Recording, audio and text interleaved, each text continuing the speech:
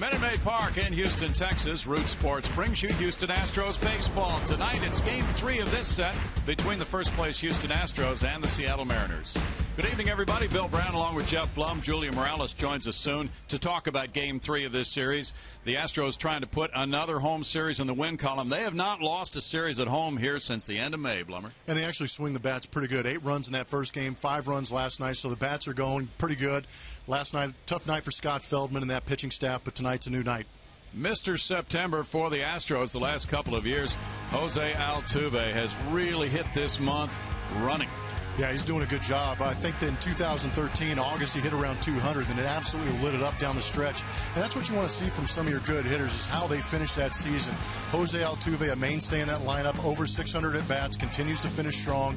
Look for him to do the same thing here in 2015 with the team leading in the AL West. Our TXU Energy Power player shows you Altuve in his last 3 games, and he was on a rampage in August. No, he really was, and that's what you wanted to see on the road. He helped that ball club go to that split on that last road trip. But what he did in August with those 45 hits was truly incredible. And look for him to continue it here in September. The numbers are good. They're going to need him down the stretch. George Springer comes back. Altuve may move into that 2-hole. If he can get on base, the guys behind him, it should be a good time for the offense. And for the Astros tonight, Houston native Scott Kazmir takes the baseball in a meaningful game in September in his hometown. Kazmir has pitched well for the Astros. He doesn't have a lot of wins to show, though. Yeah, that's why he's here. He is here for this month of September, showing that good stuff and finish off this stretch that they're on right now. The pitching has been real good. He's been a quality addition. Doesn't have that superstar attitude that's going to disrupt things. He mixed right in, but he's doing a good job of watching what Dallas Keuchel is doing. If you have 2 quality lefties that can go out there and learn from each other on how to approach ball clubs in a series like this against the Seattle Mariners, it should be a good finish to this series. Hopefully that will end with the Astros winning another home series that we talked about earlier. Coming up, Seattle spoiler. The Astros have been one of the top home run hitting teams in the league all season, but the Mariners have brought some firepower of their own into Minute Maid Park this week. Can Evan Gattis and company outslug Nelson Cruz and the Mariners? The series finale is next.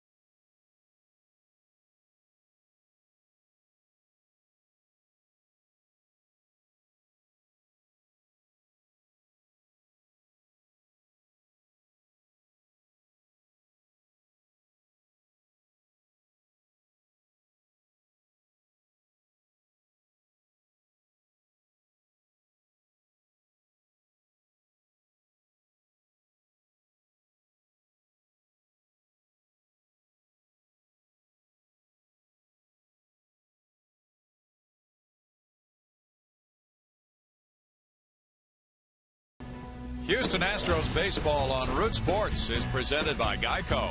15 minutes could save you 15% or more on car insurance. Visit us at geico.com or call 1-800-947-AUTO. And by Southwest Airlines. Book your low fare now at southwest.com. Coming up, standing westward to take the AL West by storm, the Astros need Scott Kazmir to continue his assault on teams in the division. How good has he been? Julia has the answer when we come back.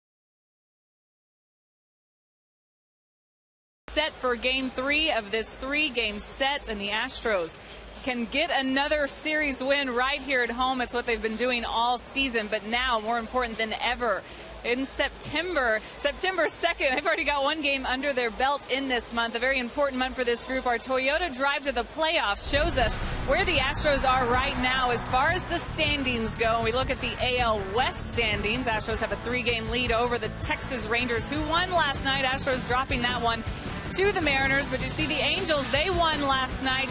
They put themselves 3 back in that AL wild card. Well, the Astros have Scott Kazmir, the lefty, going tonight, and he's been good right here at Minute Maid Park, but he's been very good against American League West teams, including Seattle this year, except for he wasn't wearing an Astros uniform when he faced them the last time, actually in an A's uniform. You see him right there. 8 innings, just 2 hits, no runs, and don't think for a second the Astros weren't watching very closely. It wasn't long after that he was traded to the Houston Astros. And like I said, very good against his division opponents, and that's going to be crucial because the way A.J. Hinch has lined up his starting rotation, Kazmir will now be on regular rest, but he'll be facing mostly division opponents from here on out, and very good against those guys too. 5-1 this year against the AL West with a sub-1 ERA, 60 strikeouts, allowing a 155 opponent's batting average. They're definitely going to need Kazmir down this stretch as well as everybody else in this rotation. But he'll get started tonight against the Seattle Mariners, and I send it up to you guys in the booth. First time Mariners will see Kazmir in an Astros uniform, guys. Yeah, and the Mariners, of course, had a big win last night, but they have struggled to beat the Astros this season, especially here. Houston has won 7 of 9 from Seattle here at Minute Maid Park this season. Kazmir getting ready for a very big game in his hometown, Blummer. Yeah, it's good to see him in those Astros colors, pitching against that American League West. Good scouting, good pick. We know the mentality is right, but now he's really got a chance to put himself on the map as far as a contender. He was with the Oakland A's last year, kind of scuffled down the stretch, but here with the Houston Astros looks to mix quite well into this Houston Astros rotation. You can see that battle for the ERA this year. 2 left-handers in that Astros rotation competing for those second and third spots, but I just think he's a great mix as far as mentality, as far as personality, and definitely as far as stuff. And with a 2.45 ERA, he's third in the American League, taking the mound tonight. The Astros last night with Scott Feldman coming out with an injury.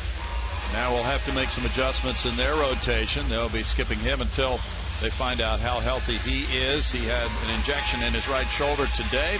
Hopefully after some rest he is fine and able to rejoin this rotation. Meanwhile, Kazmir shooting for win number 3 as an Astro. He's 2-4 despite a 2.64 ERA in 7 starts with Houston, so it's been a tough luck Scott Kazmir. And here's the lineup he'll be facing tonight for Lloyd McClendon's Seattle Mariners. Ketel Marte leads it off at shortstop. It's Kyle Seager at third base. The DH is Nelson Cruz batting third. The cleanup man is second baseman Robinson Cano.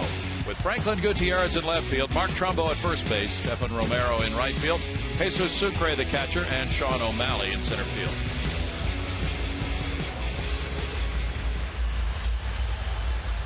Kazmir to get it started against Marte. 269, no homers, 6 runs batted in for the switch hitting rookie. Corner infielders in tight. And there is strike one. Ted Barrett is calling the pitches tonight. Seattle is 3-3 on its current road trip, having gone 2-2 in Chicago against the White Sox. Slider is cracked over third base into the left field corner. Extra bases for Marte, and it's a leadoff double for the young shortstop. He jumped all over that pitch, which stayed on kind of a flat plane upstairs a little bit for him, so he got a good look at it, Plummer. Yeah, interesting to see the location on that pitch, because the last time we saw Scott Kazmir pitch was out in Minnesota, where a lot of these pitches were leaking back towards right-handed hitters. And here to start early, this off-speed pitch coming right back into that right-hander's swing. So there's a double out of the gate, and now it's Kyle Seager batting next. Seager at 262 has gone deep 21 times with 56 runs batted in. Seager is 2 for 8 with an RBI in this series.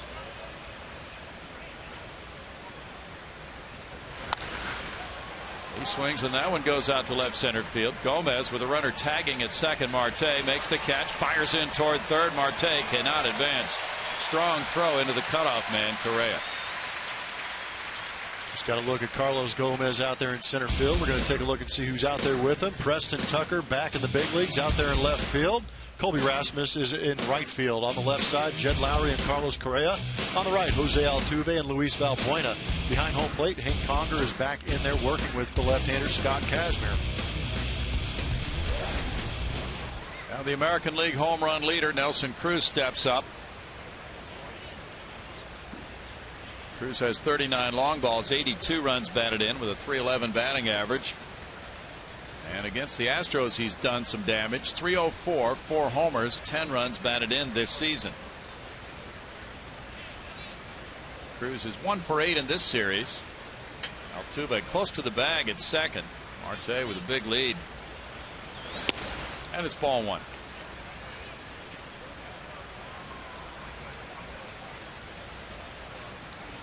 Kazmir 5-4 in his career in 14 starts against Seattle with a 3.02 ERA.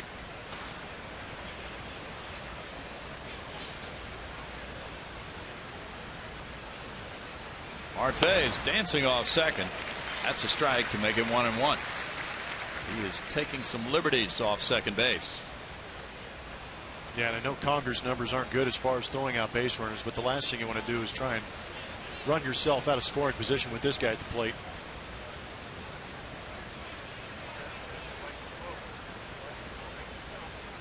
Altuve doing what he can, standing near second base. The pitch goes wide, and it's 2-1. Kazmir has been throwing his fastball effectively, blowing away to right-handed hitters. And since the All-Star break, they've hit only .207 against that fastball.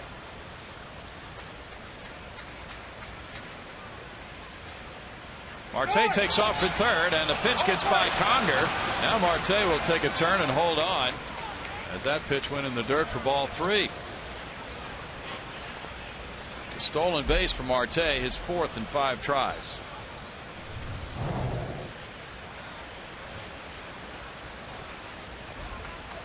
Conger doing the best he can. It almost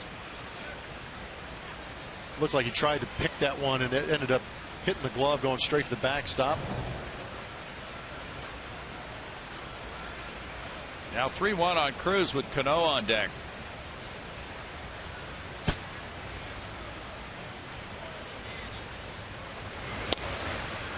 Full count on Nelson Cruz.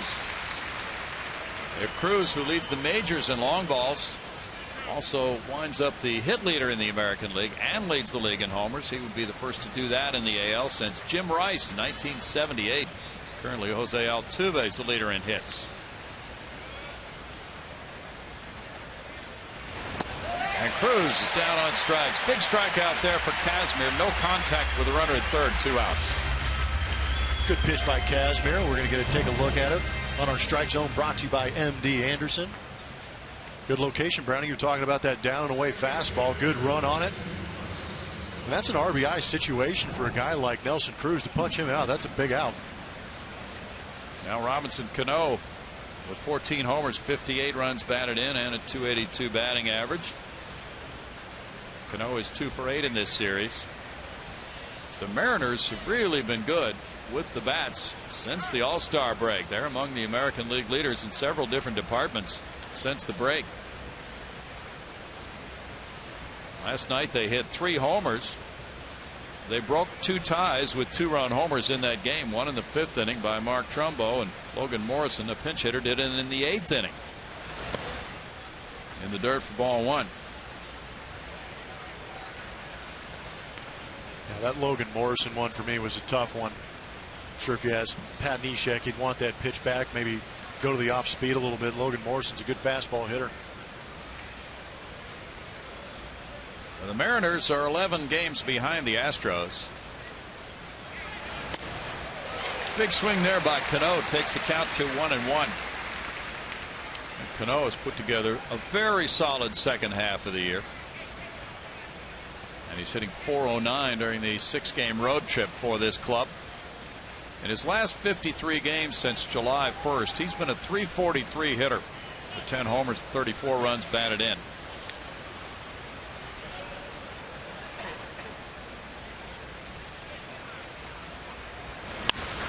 Fouled away, and it's 1-2. Kazmir really pitched a gem against this club. That was July 2nd in Oakland. 8 innings of 2-hit shutout ball with no walks and 7 strikeouts and a 4-0 win.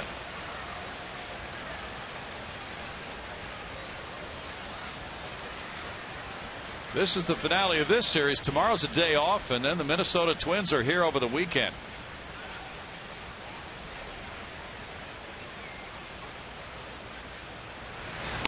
Cano is crowded on that one, and it's 2-2. Yeah, you know what's interesting with where Conger is setting up on Cano is that we talked about, to a right-handed hitter, he's hitting that down and away spot, but Conger's setting up in that same spot, and it turns out it's inside fastball to left-handed hitters.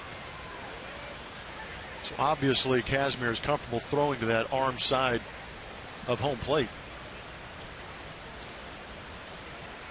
Franklin Gutierrez is on deck. Seattle on the road has won 33 and lost 35. The Mariners will be heading for Oakland for their next series.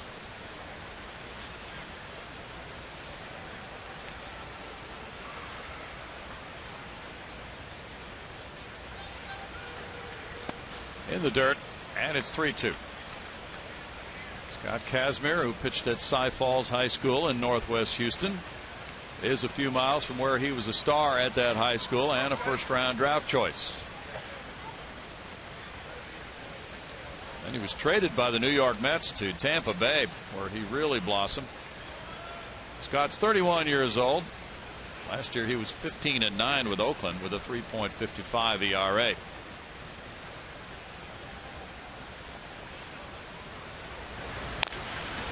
Tap foul. He was an all-star for Tampa Bay for the first time in 06 with a 3.24 ERA that year. Consistently in double figures in wins, then traded to the Angels in the middle of the 09 season. 2012 he played some for the Sugarland Skeeters,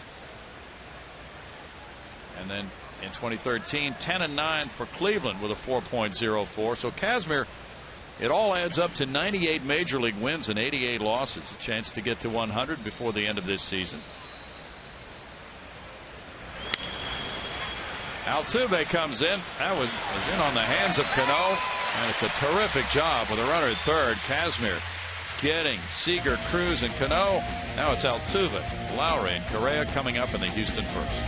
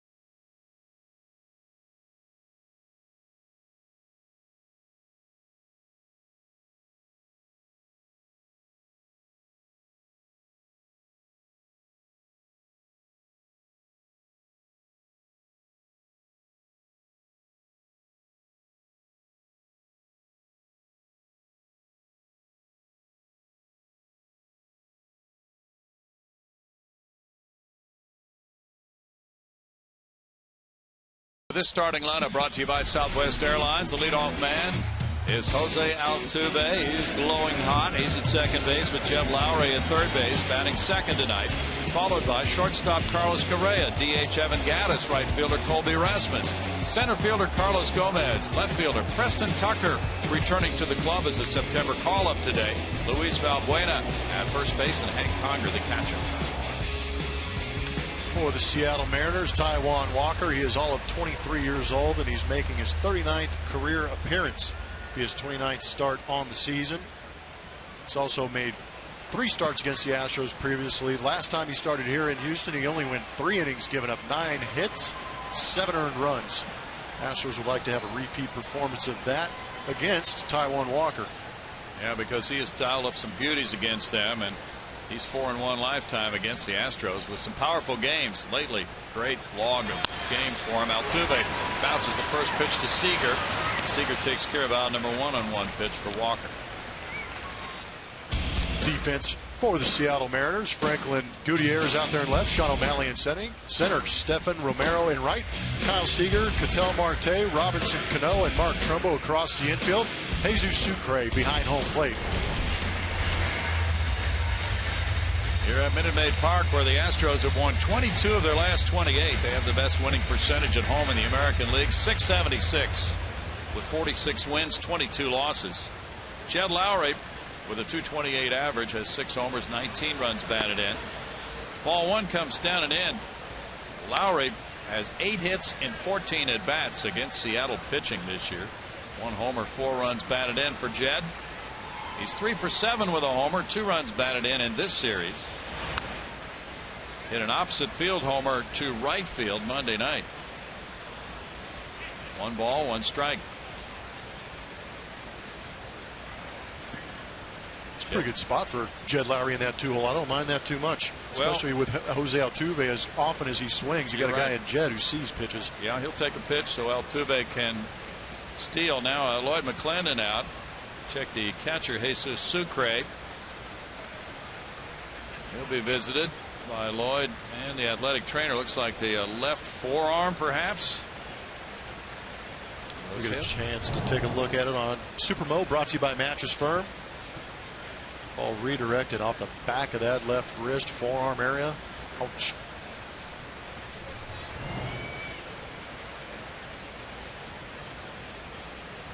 Scott Feldman called the Astros to the mound last night, leaving with an injury to his shoulder, as we mentioned, in the 3rd inning.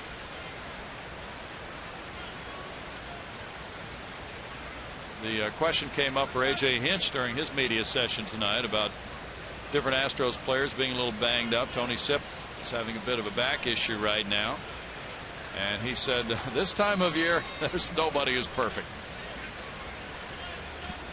Yeah, anybody that says they're playing 100% in September is completely lying to you.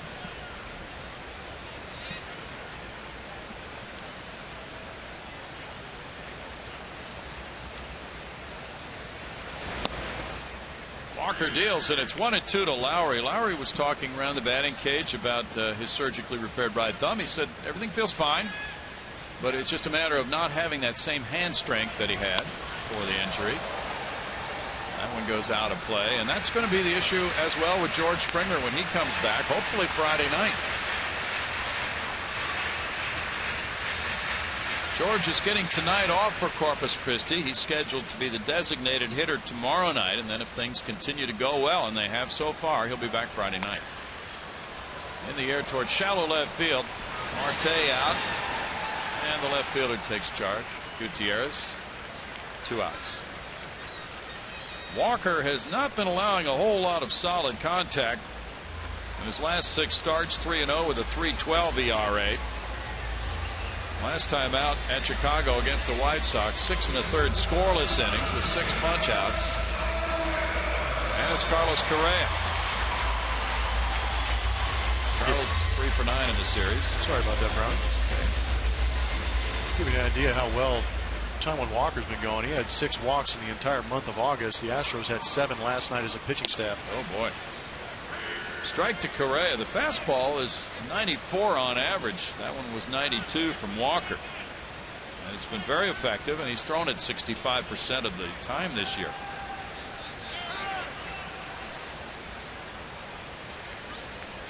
Walker's from Shreveport, Louisiana. He usually has family in town when he's pitching here. Went to high school in Yucaipa, California. No balls, 2 strikes. It was a supplemental pick after the first round of the 2010 draft. Did not get off to a good start this season, but has really turned it around. That's the fastball that rides up, and it's 1-2.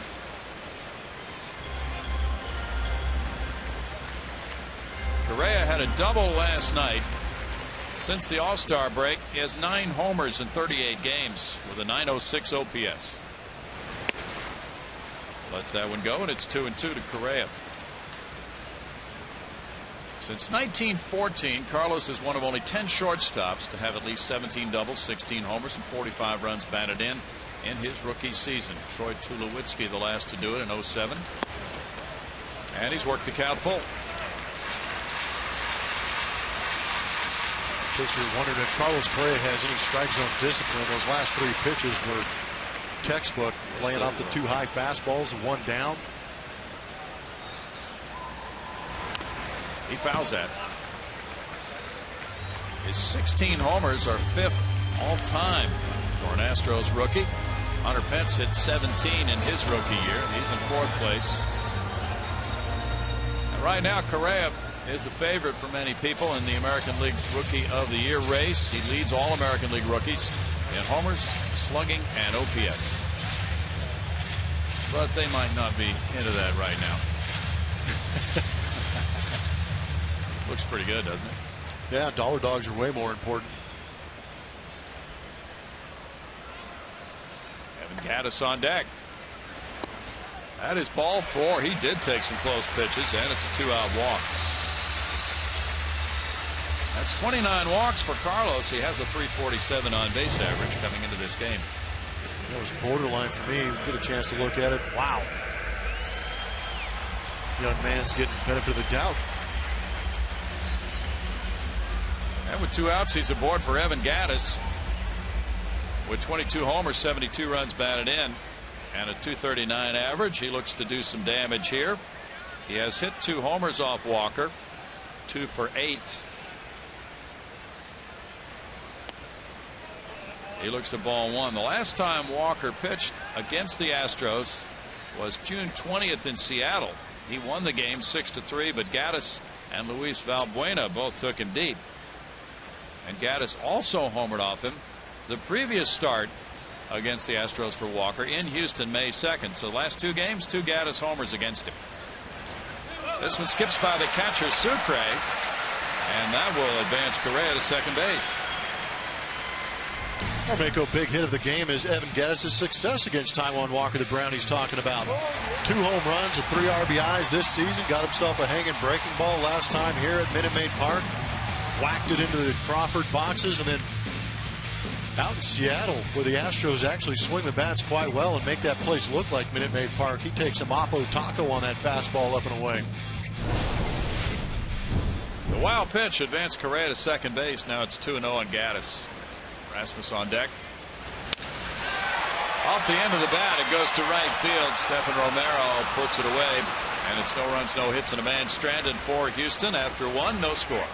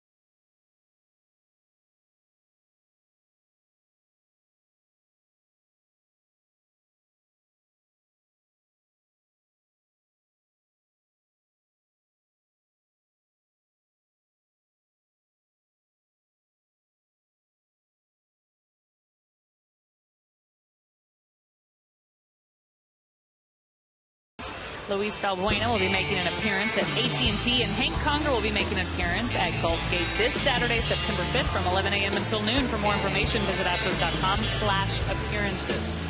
Scott Kazmir back to work, trying to bounce back from that rough start in Minnesota. And I say rough, but it really was just 1 inning for him that he had trouble. In true veteran fashion, he found a way to keep his team in it despite losing command in that 1 inning. He gave up 3 runs on 3 hits, hit a couple of batters.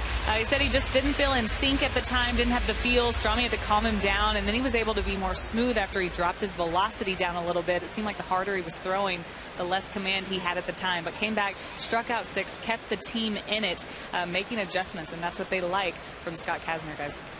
Thanks, Julia. Franklin Gutierrez leads it off. Scoreless game through 1. Gutierrez has been effective with the bat. He has a nerve condition, and that's being managed pretty carefully, but Gutierrez, when he's in the lineup, has produced 310, 11 homers, 29 runs batted in for the veteran outfielder. And he is now leading the American League in slugging percentage among those with 100 plate appearances, 643. That slider cuts in on him, and that puts him behind in the count, 0-2. Gutierrez, though, a good fielding outfielder, has hit well, and he is 3 for 8 with a homer in this series. 9 for 21 lifetime against Kazmir.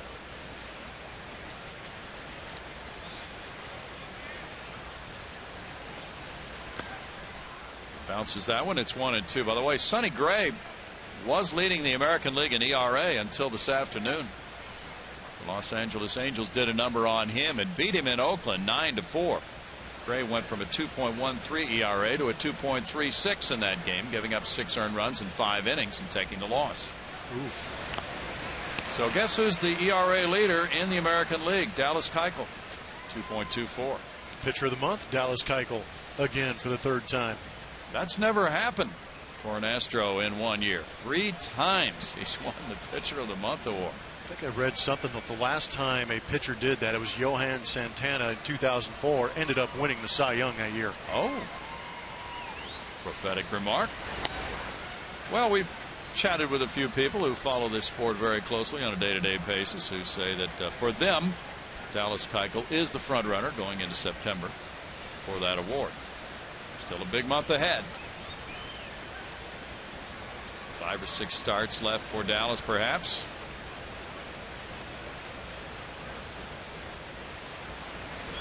Gutierrez pulls one on a line, foul. Still 2 balls, 2 strikes. The Seattle club has been so much better, as we mentioned, swinging the bats in the second half of the season. Is it the hitting coach? Well, the stats would indicate that the presence of Edgar Martinez has made a huge difference on this club. I'd listen to him. He had a great track record, didn't he? 3 balls, 2 strikes. Seattle, since Martinez took over as hitting coach June 20th, is hitting .259, averaging 4.4 runs per game. Prior to that, averaging 3.3 runs per game. So more than a run per game better. That's impressive, Martinez. Yes, it is.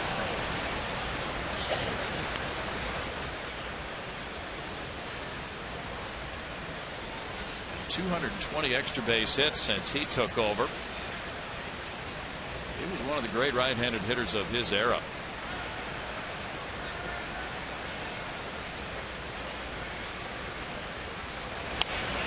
Foul back by Gutierrez.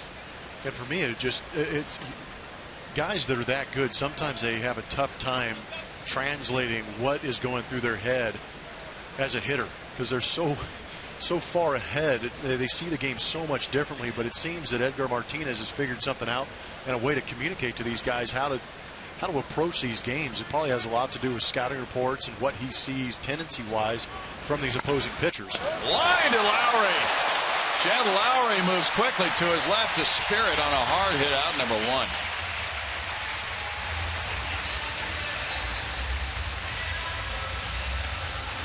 Edgar Martinez hit a few like that. Looks like Jed's getting a little more comfortable over there at third base. His setup is pretty good. He was good balance on the balls of his feet and allowed him to give that one good crossover and lay out for that one. Nice play. Not much time to get that done. Split second. Now Mark Trumbo on an 11-game hitting streak. He's hit 3 homers in the 2 games of this series, fouling out back strike 1. We were talking after the game last night about how well he extends his arms out on that last pitch. 248, 11 homers since the trade brought him to Seattle. 20 overall this season for Trumbo. He hit 9 with Arizona. So pitchers are careful working him away. And you brought up the analogy of a Troy Glaus. I think they're similar in body types and style of hitting, and both 30-40 home run guys, right? Yeah, they've definitely got that pop. Tall guys, 6'5", 6'6". I think Troy Glaus was close to 6'7", but just did a good job. Kind of a narrow stance, standing upright, but just created so much leverage when they dropped the barrel on it. Trumbo takes it.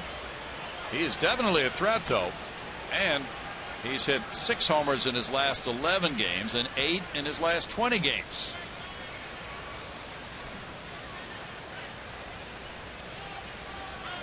That was a Trum bomb last night off the train.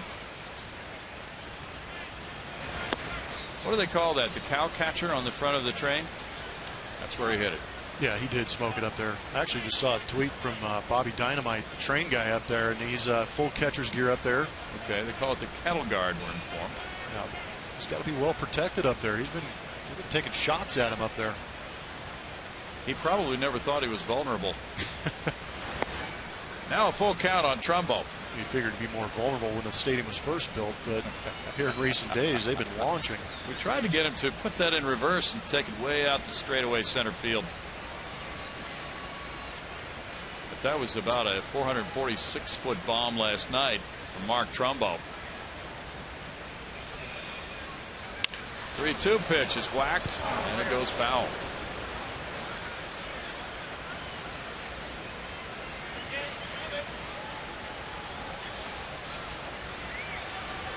Let's take a look at the flight of that Trumbo shot last night.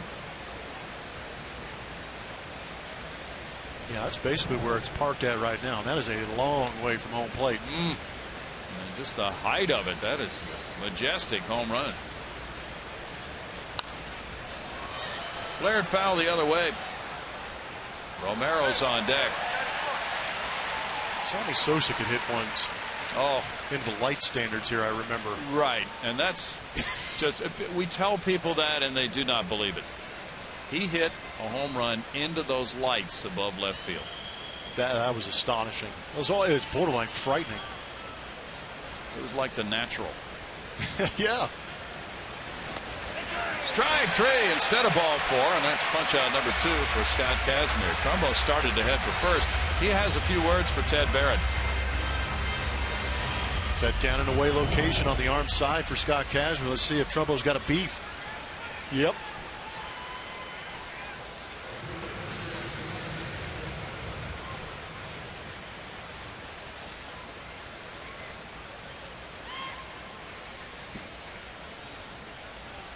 There's nothing more frustrating than knowing it's a ball, having it called a strike, and there is absolutely nothing you can do about it. Stephen Romero's the batter. One of the September call-ups for the Mariners. That's a quality strike on the outside edge. 292 for Romero at AAA Tacoma with 17 homers, 79 runs batted in there. Last year he had 177 at bats with the Mariners. 1 ball, 1 strike. So he and O'Malley, both September call-ups, are in the starting lineup tonight for Lloyd McClendon. The Mariners traded 2 outfielders though Monday. One at AAA, and their starting center fielder on the big league club, Austin Jackson. That's by Correa into left field. A 2-out single by Romero. Carlos was trying to use that crossover step. Something wasn't quite right with his takeoff. It looked like he slipped or something. Yeah, it could be early on. They wet the field pretty good. You can see those couple steps. He kind of running in place a little bit. Yeah. He did slip, and he was going down. That's a pretty good concentration to still try to make the play. Sucre with ball 1. Sucre, a 111 hitter with 1 homer, has driven in 4. He was the starting catcher Monday night. The Astros won that game 8-3. He went 0 for 3.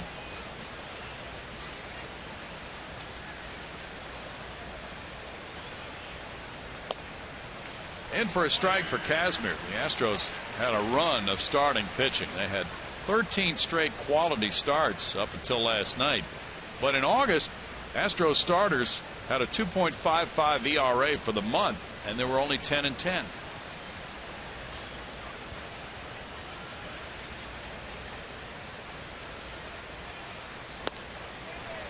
In for a strike, 1-2.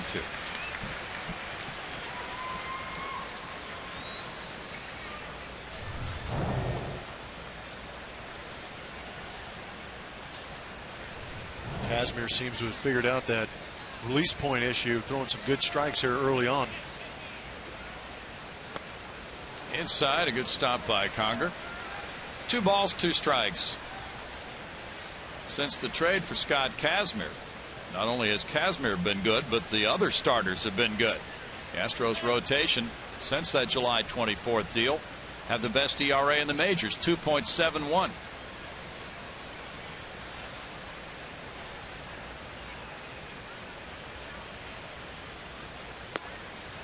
That's a close one, and it goes Sucre's way, 3-2.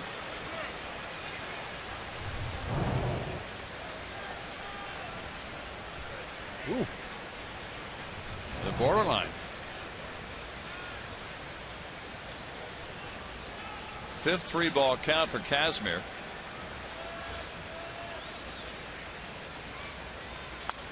And the runner took off, but Kazmir was staring at him and he froze him.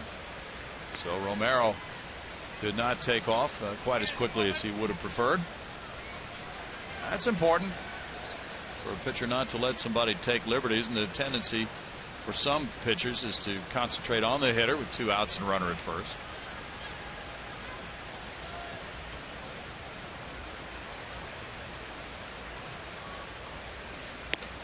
That's ball 4. Runners at first and second, 2 outs for O'Malley now.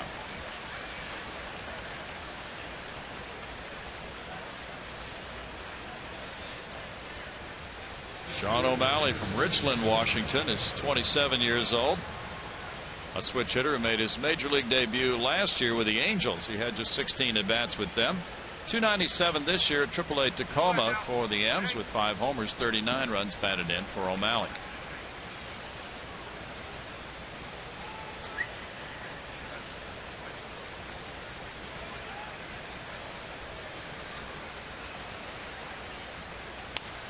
He fouls it for strike 1.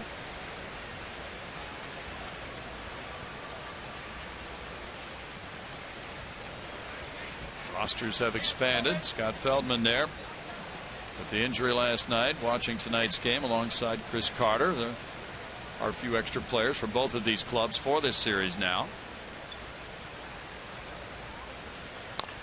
Bouncer goes up the first base line, foul. No balls, 2 strikes, and so it's a different kind of baseball in September, Blummer, with all these extra players available, and a team that's not in contention would tend to have a totally different approach than a team that's in contention. That is very true, because we talked about it that first game of this series, how the Astros got to be kind of diplomatic on who they add to the roster and who they add to that clubhouse mix, because they are going for that AL West title as opposed to the Seattle Mariners.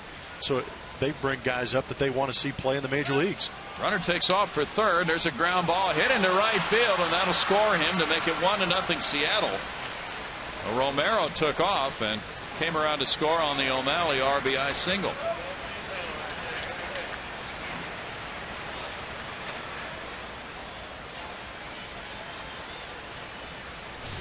Good piece of hitting from O'Malley with a couple of strikes on him. Gets a hanging off speed. That's a changeup, I believe, on that outside corner. Plenty of time to see it and adjust to it. Just kind of fluttering up there over that outside corner. He just goes with it.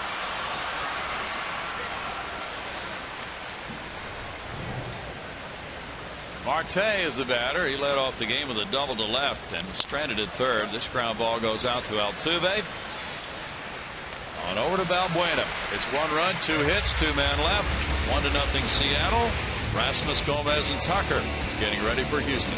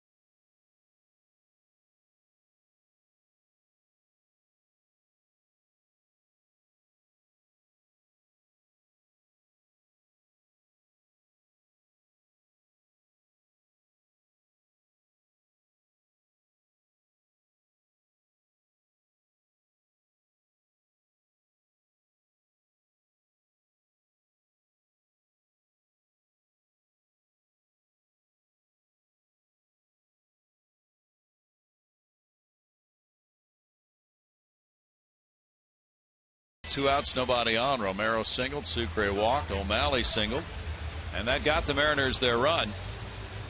Taijuan Walker, a 10-game winner, moves to the second inning. He allowed a 2-out walk to Correa in the first. Colby Rasmus steps up.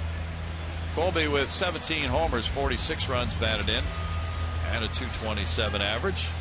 Trying to inflict some damage on Mr. Walker, and Colby is 4 for 7 with a homer against Taijuan Walker.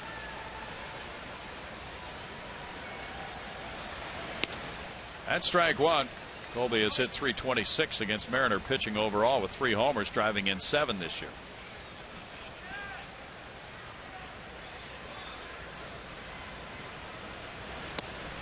That one crowds him. It's a 1-ball, 1-strike count. The Minnesota Twins are here over the weekend. Then the Astros go on a 10-game road trip. A shot to left field. Gutierrez back. It bangs off the wall. He plays it perfectly, barehands it, and holds him to a long single. It's an excellent play by Gutierrez on a hard hit liner by Rasmus. Pretty lucky the ball bounced straight back to him off that scoreboard out there. We know there's some nooks and crannies that can shoot around a little bit, but how about the new stance from Colby Rasmus? Laying that bat flat on his shoulder to get started. Nice short load. Straight down to that fastball. Use some of that velocity that Taijuan Walker provides and hit a rocket off that left field wall to start this inning. Did you know that stance was coming? I did not. I noticed it as soon as he put his bat on his shoulder too, because usually he's got those hands up out over the plate. Gomez hit up around the left shoulder area. That was close to the head. He's going to need his helmet. Yeah, Gomez just able to get out of the way of that as far as avoiding being beamed, but he was hitting on the left shoulder area. And now it's runners at first and second, nobody out. I'm glad he's going to first base because it looked like it was up in on those hands, and that's usually danger zone for hitters. Not much room, but quickly moves out of the way and takes it off the shoulder. And that's why you turn in. Protect the hands, protect the face, take it off the meat of the shoulder. It's the 8th hit batsman this season for Walker. 2 men on, nobody out. Preston Tucker just rejoined the club today as a September call-up. He was sent down and had to remain in the minors for 10 days. So that's why he didn't come up yesterday. Tucker looks at it, and it's strike one to Preston. He's been an important part of this team. So he's thrust right back into the lineup after arriving AAA Fresno with 12 homers, 30 runs batted in, and a .250 average. He played in 8 games with Fresno. Pops it up, and it's back out of play. No balls, 2 strikes. Now the Astros had to clear a roster spot, and Tucker was the unfortunate victim of that move. It wasn't anything that he had failed to do here at the major league level, just a numbers game, so to speak. George Springer perhaps will return as early as Friday, so the outfield configuration is changing quite a bit for the Astros. Pitches a ball, and it's 1-2. Yeah, George Springer comes back. It's going to create all kinds of issues, but it's going to be good issues. It's going to be A.J. Hinch going through some of the numbers, trying to figure out which matchups work best for the Houston Astros. Maybe it's a defensive configuration he wants at a bigger ballpark like a Safeco Field or Oakland Coliseum. Or it might be just who's raking the guy on the mound that they're opposing that night. Outside, and it's 2-2 to Preston Tucker. Walker beat the Astros last year in both of his starts. He has had some outstanding games. He started pitching against them in 2013, his rookie season. Made his major league debut against Houston. 5 innings, 1 unearned run. Line into right field. Rasmus to third. Rasmus will be sent home by Gary Pettis. Here's the throw toward third base. Cut off, and it's 1-1. RBI single by Tucker, who is welcomed back enthusiastically by the Astros fans. Good for him, too. It was a tough pill to swallow to have him go down. He was swinging the bat well here in the major leagues. We know it was just a roster issue that brought him down, but gets himself a hanging changeup up out over the plate. Just hits a laser into right field. Welcome back, Preston Tucker. Good guy to have in that lineup.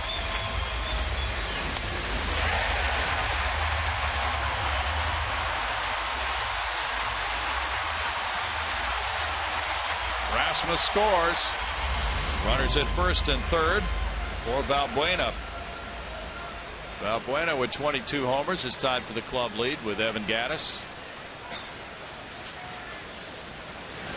Balbuena looks at ball one in tight.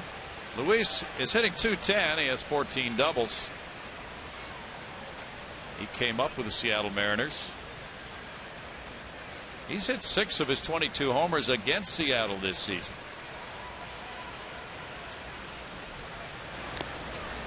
Fouls it back. It's 1-1 with Hank Conger on deck.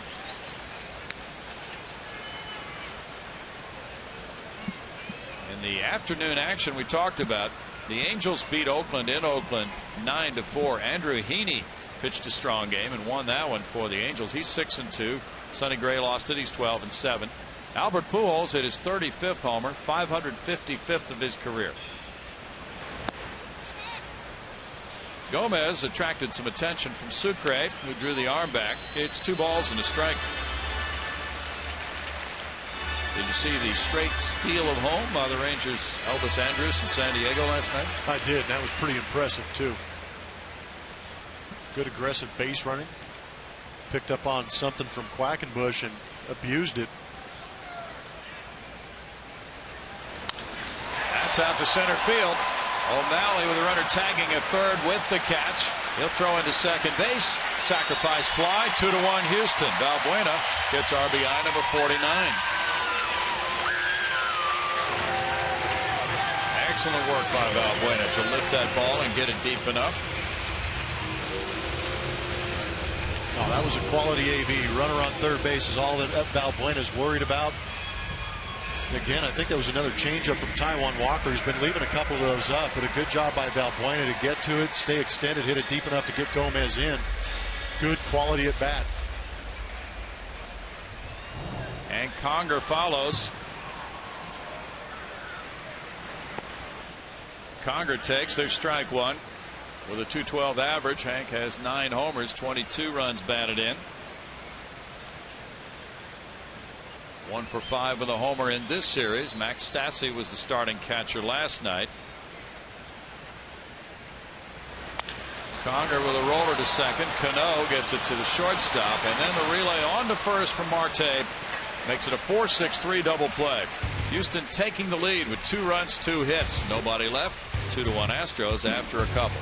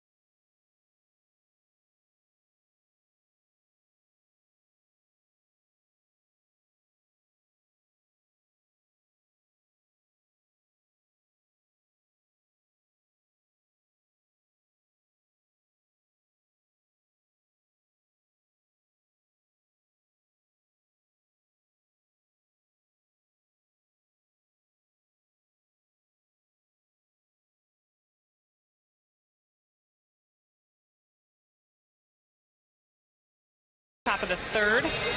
New to Houston and looking to get to know the city better with our Welcome to Houston package. We invite you to tour Minute Maid Park and enjoy an Astros game this Saturday. For tickets, visit Astros.com/welcome to Houston or call 1-877-9-ASTROS. Brownie with a special guest. Yeah, Christy Feliz joins us as usual on Wednesday with weekend games coming up. In this case, the Minnesota Twins. So a battle of 2 contenders. Absolutely. It's going to be fun baseball. How have you been doing? I've been doing wonderful. As everyone in Houston has, right? Watching this team. Why wouldn't you? Exactly. A little more excitement in the air this September than the last few. You know, September means something completely different this year, and it's so fun. And especially with it packed full of divisional games, it's going to be a lot of very interesting baseball this month. Yeah, the wild card really adds to it as well. We know you have big plans to talk about for the weekend as Kyle Seager bats. He hits one high and looks like somebody's going to get a souvenir. So tell us about the weekend games coming up. Weekend will start, of course, with another edition of our Friday night fireworks presented by Marathon Oil Corporation. This weekend, we're sort of theming out Star Wars style, and we'll have a Star Wars themed fireworks show on Friday to be continued on Sunday. But first, with Saturday's game, new to our promotional lineup, all fans that are attending the game on Saturday will receive a commemorative Mike Fiers no-hitter poster giveaway. So turned that one around after that great no-hitter a couple of weeks ago. And we'll also be offering a limited number of $11 view deck tickets to celebrate the 11th no-hitter in Astros history. So come out and celebrate Mike Fiers' no-hitter with us on Saturday. Also on Saturday is Houston area Chevy dealers Military Appreciation Day. The Chevy dealerships have distributed 500 tickets to military members and their families for a day at the ballpark. So we'll have a special pregame ceremony ahead of that night's game with a flag presentation ceremony on the field during pregame. So that'll be really special. Chevy does a military night each year, and we're excited to have them back on Saturday.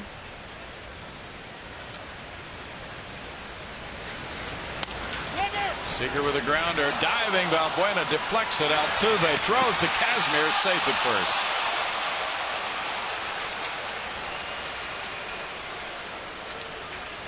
So then Sunday, we'll continue on with our Star Wars themed weekend with Star Wars Day at Minute Maid Park. So we're encouraging all fans to dress up as your favorite Star Wars character and watch as we transform the ballpark to a galaxy far, far away. And as part of that, we got this little guy here with me. We have a limited number of Star Wars Day ticket packages available, and with those you'll get a special Orbit 1 Kenobi bobblehead. The lightsaber even glows in the dark. It's so fun. Yeah. So come out dressed as your favorite Star Wars character. Limited seats left in those two sections to get the bobblehead, but you can visit astros.com/Star Wars to get those, and otherwise just come on out and dress up. And we have transformed what is going to be our next Keuchel's Corner date on Sunday to a Star Wars edition of Keuchel's Corner. So there will be a special t-shirt that night. Visit astros.com/Keuchel's Corner as usual to catch the details on that. You'll see that t-shirt creative, but it's going to be a really fun Star Wars themed day. We'll have some characters coming in. We will have Darth Vader on hand. It'll be a good day. 1-2 to Nelson Cruz. Chewy going to be here? I think so. Chewy's got to be leading the pack down there in the corner with all the... Exactly. He's got the best beard of them all. Well, that's a good point. That is a good point. We'll have to make sure that happens. So with all these Star Wars events that go on around the league, is there a crew of Star Wars people that go around to each ballpark, or they're like local Houstonians who are Star Wars dress-up people who right here? Right. Exactly.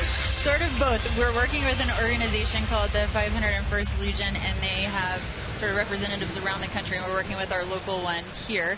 And the folks with Lucasfilms actually put us in touch with this group to come out and represent. And the great thing about Star Wars nights and days around the league is this is the most represented that Star Wars nights and days have been across the league so far. And the best part about this promotion is that a portion of all of the proceeds go back to benefit the Stand Up to Cancer.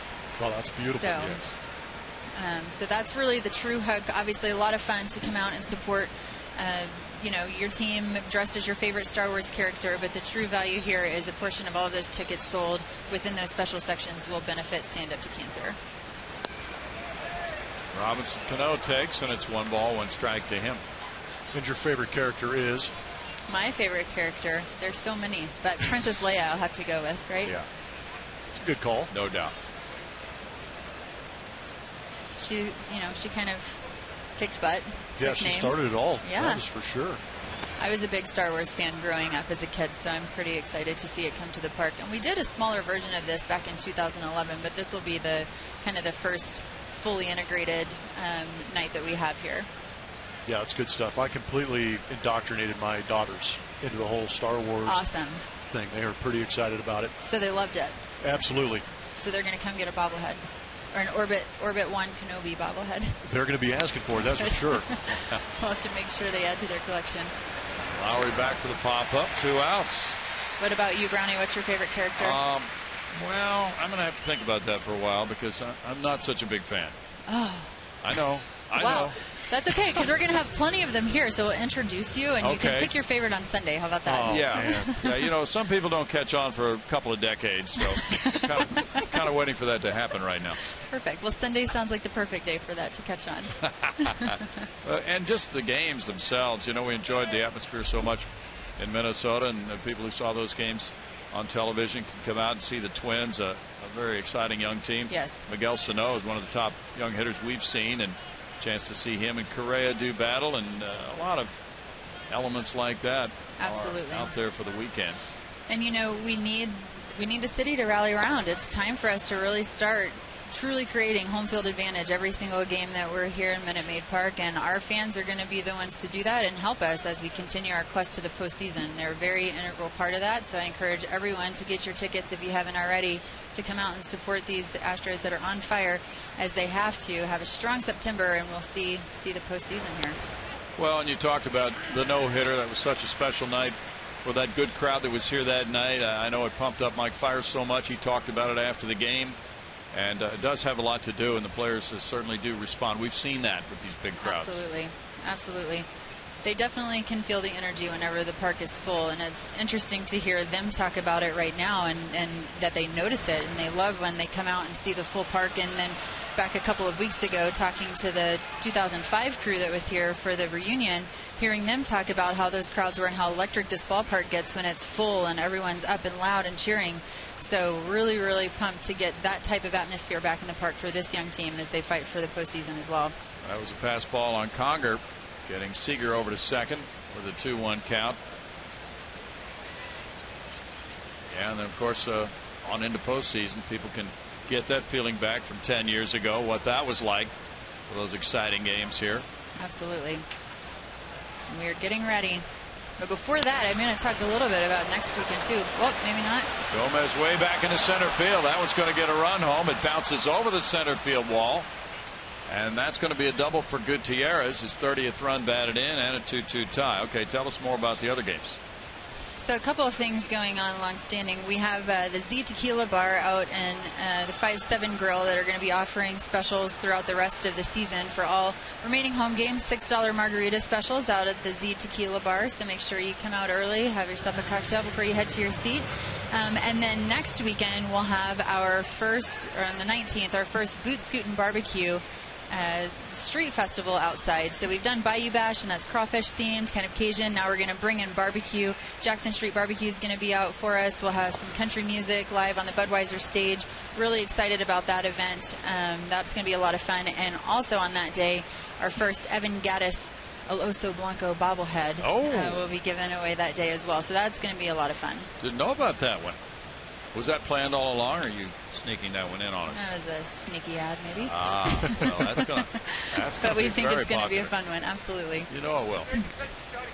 I think everyone has really started to catch on to his kind of lumberjack, stance and persona as he's down there, and that's so endearing for him because he's down there and he's, just really buckled down in the box, and we've really tried to display that in this bobblehead, and I think that the fans are going to enjoy what they see.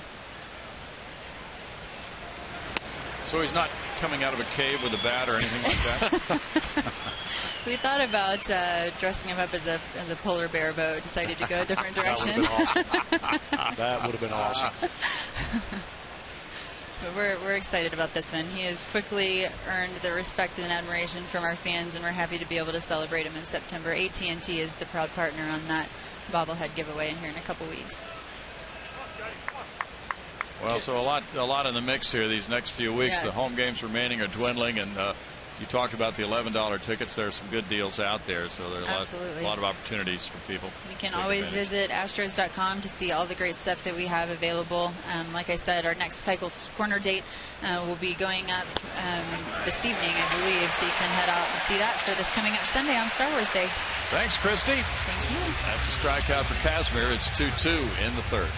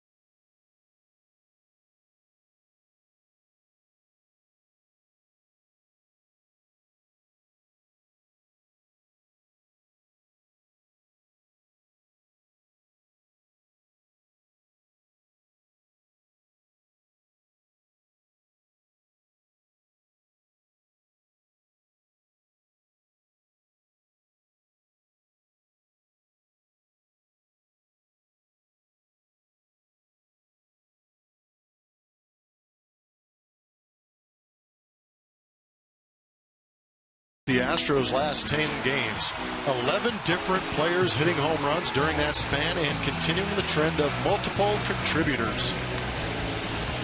It's been an interesting offense to watch all year long. They have had their droughts, but when they are going good, everybody is going good. And I think that's the best part about this lineup that A.J. Hinch has the ability to throw out there, is that there's going to be multiple contributors. This offense isn't based around one guy. Jose Altuve takes strike one. He grounded out on the first pitch in the first inning. Altuve, in addition to having a 7-game hitting streak, has been on base in each of the last 29 games. Willie Taveras was on base 31 straight games in the 06 season. And that line drive goes foul, out of play for an 0-2 count.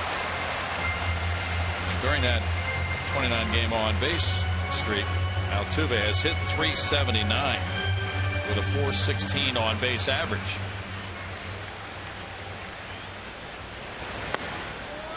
He is 7 hits shy of 800 for his career, and it's 1-2 for Taijuan Walker.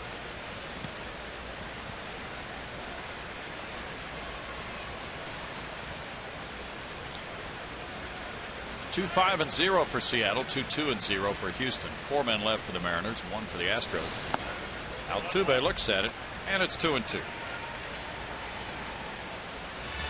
Now, you talked about all the different Astros players hitting home runs, and we ran some numbers on how many different contributors there have been on this Astros club to the offense. 5th in the league in runs scored, and it's come from a lot of different areas, but Altuve probably would be the only player that many fans would expect to finish in the top 10 in the MVP voting if it ended today. In the hole, backhanded. Marte with a strong throw. 1 out. So we ran some numbers, and here's what we came up with to show the essence of this Astros team. 6 players have 45 runs batted in or more. That's tied for second in the majors. 4 have stolen 10 bases, tied for first. 10 have driven in 35 runs, tied for first. 11 have 60 hits, that's in first. And 12 have 10 doubles, that's tied for first. It's just truly remarkable to have that many guys doing that many good things at once. Chad Lowry moves back from ball 1. He hit a fly ball to left. So I asked Chad if he remembered teams with different contributors like this one. He said, well, Oakland was that way. They had a number of different players who figured into the mix offensively when he was there. 2 balls, no strikes. But it's just kind of a recurring theme here that if you look at the everyday lineup for the Astros, Altuve is going to be in it. Correa is going to be in it. Gomez is going to be in it. And that's about it for the current mix, right? That's what it seems like. I mean, that would be the core of your everyday lineup for the Houston Astros. And when George Springer comes back, of course, he would be one of those who would play every day. 3 balls and a strike. But that's kind of what it's been, kind of a mix and match to see who you can get there to get hot or take advantage of when they are hot, because you are waiting for those guys like George Springer, Carlos Correa to get into the big league so you can use them on an everyday basis. Out to left center field by Lowry, and he bangs one off the bullpen wall. Here's the throw into second from O'Malley. Ooh, he just got in there with a double, and that's number 11. Good throw from O'Malley. Look who's starting to swing the bat a little bit better, huh? Yeah, he talked about that before the game today, and he is getting that timing going now. Maybe that timing, and sometimes when you come back off the DL, there's a little bit of a bout with just, dead arms, dead hands. But he seems to be getting that strength back in that thumb. Those hands are becoming a little bit quicker. The ABs are always going to be good for Jed Lowry, but doing a good job of driving those balls the other way. It's a beautiful thing to see here in this homestand so far. He likes the drills he's been doing before games in the indoor batting cage. Carlos Correa drew a walk with 2 outs in the first. Fouled away, strike one. What we see is the batting practice on the field, but when players are in underneath, the media is not allowed in the indoor batting cage, so that goes unseen.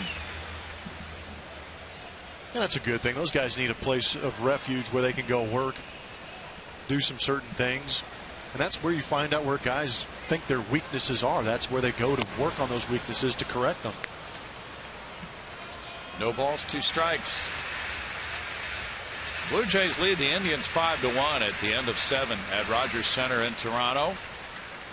They continue to be out in front of the New York Yankees, who might be without Mark Teixeira for a while now, it seems. Leg problems, bone bruise. Slowly hit. The shortstop Marte charges and throws him out. 2 outs, and it's up to Evan Gattis to try to drive in Lowry. R.A. Dickey pitching well tonight for Toronto against Cleveland. He's given up 3 hits and 1 run in 7 innings. So many things have changed with that Toronto club. Of course, the big trades, bringing in David Price and Josh Donaldson. One change, but also R.A. Dickey's gotten hot in the second half, and so is Mark Burley. I want to say Mark Burley, too, having himself a good year. Gattis bangs one into right. Lowry around third. The Astros have a 3-2 lead on a single by Gattis, his 73rd run batted in for El Oso Blanco.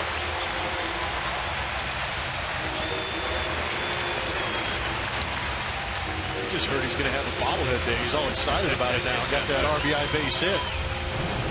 What a big 2-out hit. Big time, and that's another guy picking up a teammate ahead of him, and Carlos Correa, who just grounded out. Mike's going up the middle the other way, and no better spot than with the guy at second base. Colby Rasmus rifled a single off the left field wall and scored in the second inning. Foul by Colby. There's strike one. Tampa Bay leads at Baltimore 5-4 in the bottom of the 6th inning. J.P. Arencibia hit his second homer. Evan Longoria his 16th. Chris Davis, number 37 for the Orioles, who have been fading. No balls, 2 strikes. The wild card certainly bears watching in the American League. It's not much of a race in the National League. Baltimore currently is 6.5 out in the wild card race behind Texas. Rasmus strikes out on a foul tip to end the 3rd, and the Astros get a run on 2 hits and leave a man. They're up 3-2 through 3.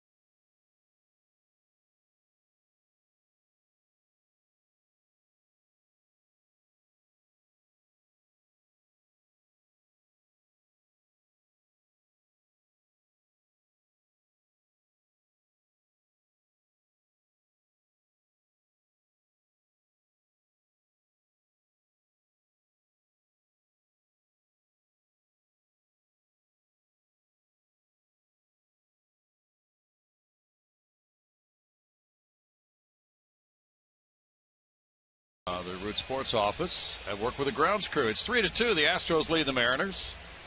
And there'll be more on the work of the grounds crew. Brendan Egan's joining them tonight to help out. Coming up on bases loaded programs. He's making it look easy. Stephen Romero looks at strike one. The fourth inning gets underway. Romero singled with 2 outs to trigger the rally in the second inning, and he scored on the O'Malley single. Kazmir's allowed 5 hits and 2 runs. Gets a swing there, and it's 0-2 for Scott Kazmir. Happy birthday wishes go out to Milo Hamilton, Astros Hall of Fame broadcaster, celebrating his 88th birthday today. Nice. Happy birthday, Milo. Foul back, 0-2, and son Mark is in town. Celebrating with him. Milo shares his birthday with movie stars Keanu Reeves and Selma Hayek. We have Billy Preston, Jimmy Connors, Lennox Lewis as well. It's a pretty good mix of talent. 1 ball, 2 strikes. 88 years old.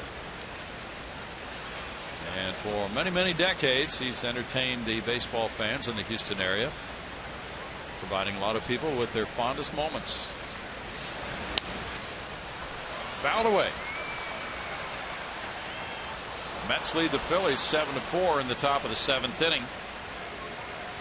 The Mets are not going away, are they? Tejada and Conforto have gone deep for them tonight in support of the Dark Knight, Matt Harvey.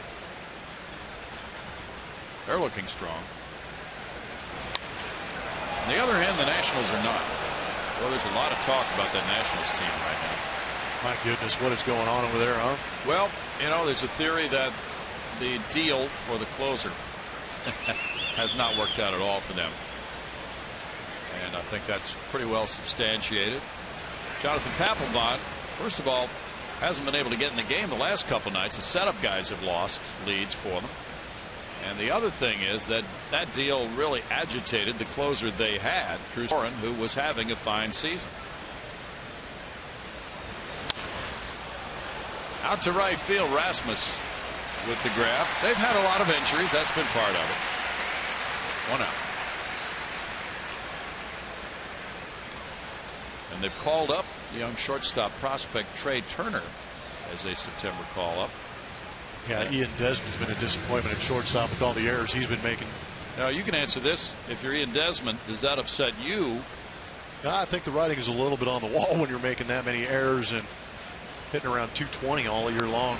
Got to expect somebody younger to come along and try and take your job. Nature of the business. Yes, it is. Strike one to Sucre. He fouls it back. 0-2. You know, you speak of younger players like Trey Turner. We have seen so many really young, good, athletic players coming into the game the last couple of years. It's a real wave of talent. It's that new generation making a splash on the scene. They really are. It's got to make baseball fans excited. See the competition between some of these guys. Miguel Sano for the Twins coming in this weekend. He's a strong talent. 2 balls, 2 strikes. That series is really going to be important. The Twins are 68-63. They're 1 game out of the wild card spot coming into play today. And they won 2 out of 3 from the Astros in Minnesota. Popped up, Altuve out in shallow right field. Rasmus is still coming. Rasmus, even though Altuve was calling and waving his gloved hand, Rasmus just kept coming, and Rasmus got there for out number 2.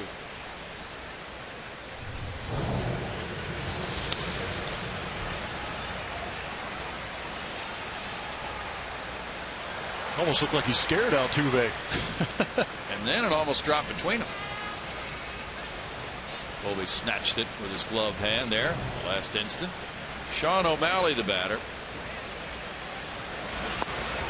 Inside, ball 1. Had an interesting chat with the fine third base coach of the Mariners before this game tonight, Rich Donnelly. And he said the Astros do not beat themselves. But a play like that would be one opportunity, and we've seen In recent days, the Angels had 2 outfielders who lost fly balls in the sun. Things of that nature. Oh, that's a very nice thing to say about the Astros from Rich Donnelly, who's seen a lot of baseball games over the years. Boy, he really has. And he was in Pittsburgh for a long time, and he brought out an old Chuck Noll quote about outstanding teams, not only football, but it applies to baseball teams as well. That's outside, 3-1. And, you know, it's kind of descriptive of the Astros at this point. Talking about the common thread that runs through teams that are excellent, and it's not there for the teams that are not very good. And we can get to that in a little while, but he really had some insight into why the Astros are where they are right now.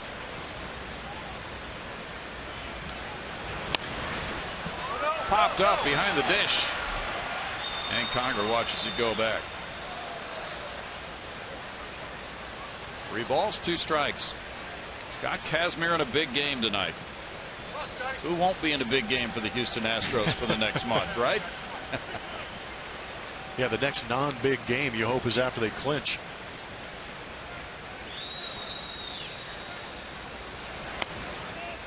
Ooh. And it's ball 4. Didn't look like a bad pitch. Yeah, did not look bad. That's walk number 2.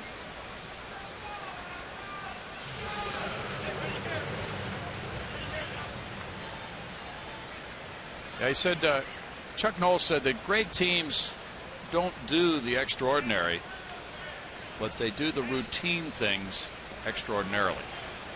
So what he's saying is just make the routine plays a high percentage of the time. Well, if you ask anybody around the league, what are the Astros doing well? They're pitching extremely well, and their defense is picking them up. Strike to Marte. Marte has a double in 2 trips. Pitching is one thing that the Astros have really relied on consistently. They have the best ERA in the league, 3.34. Strong starting staff, good bullpen. Altuve watches as Rasmus closes in on it. He was playing a shallow right field, and it's out number 3. He made all 3 catches in that inning. No runs, no hits, and a man left. 3-2 Houston.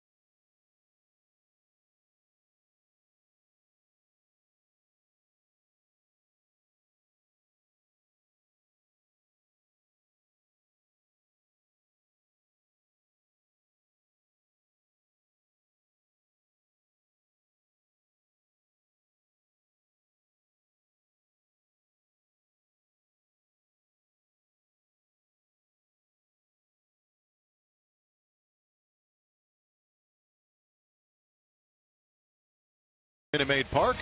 Bring the whole family out to Minute Maid Park on select Sundays with the Kroger Family 4-pack. Starting at only $70 and includes 4 tickets, 4 hot dogs, 4 sodas, and a Lot C parking pass. Get your Kroger Family 4-pack by visiting Astros.com/value or calling 1-877-9-ASTROS. 3-2 Houston, bottom of the 4th inning. Carlos Gomez leads it off. He was hit by a pitch and scored a run in the 2nd. He looks at ball 1.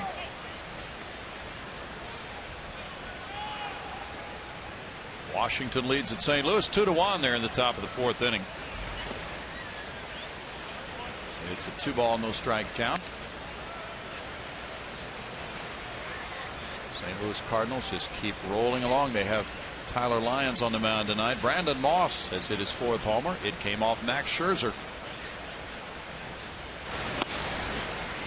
In for a strike, 2-1. Scherzer has given up 6 hits and 1 run in 3 innings tonight. Jason Worth hit his 6th homer. Ryan Zimmerman, number 15 for the Nats.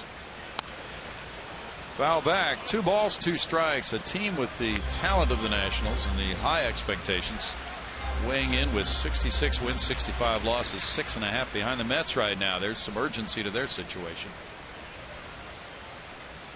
Yeah, Big Ten. Every game is a must-win for the Nationals right now. 3-2 to Gomez from Taijuan Walker. Talented young pitcher.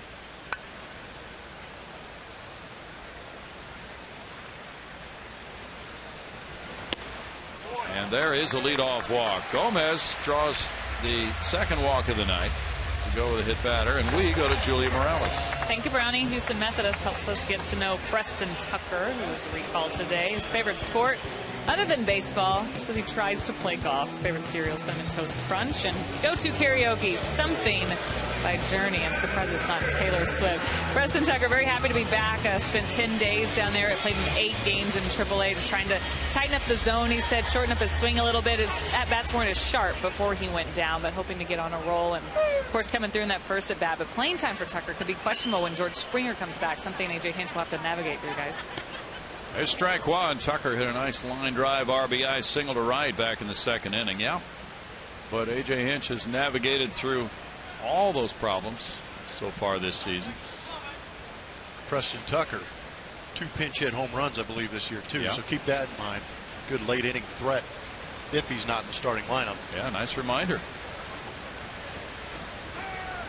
And we talked about it last night with September call-ups. The Astros wanted to call up players who could help them win. In previous years, they've called up players they'd like to take a look at for the next year, maybe. Different philosophy this time around. Yeah, game of adjustments. They are in first place. They need to win the West. Bring up those guys that will contribute, or that you're able to plug in and not have to worry about maybe some of the rookie issues in playing in a pennant chase. And A.J. was asked last night about Jonathan Villar, who joined the club as a September call-up yesterday. He said, I plan to use him off the bench. We can use him to pinch run, plug him in just about anywhere.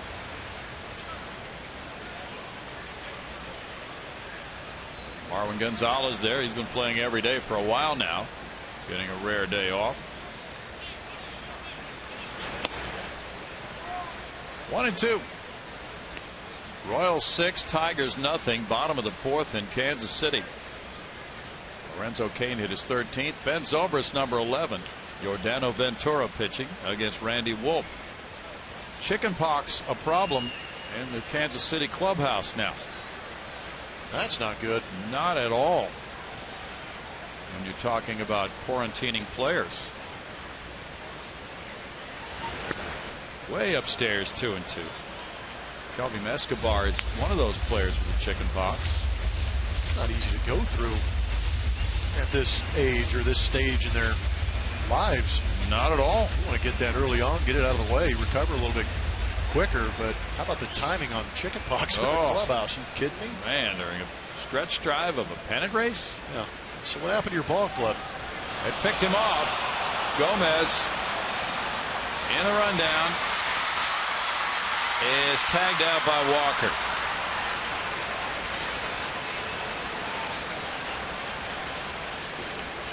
One 1-3-6-1 on the rundown, tagging out Gomez.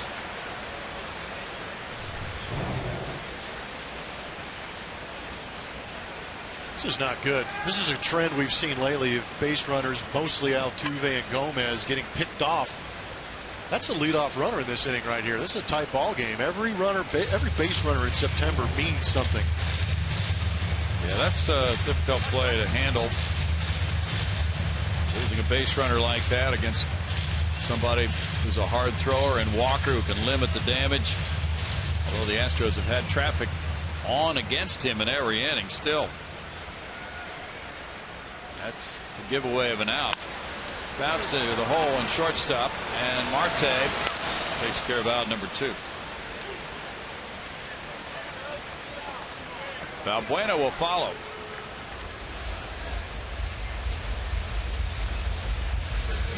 Valbuena hit a sac fly in the second inning for his 49th run batted in.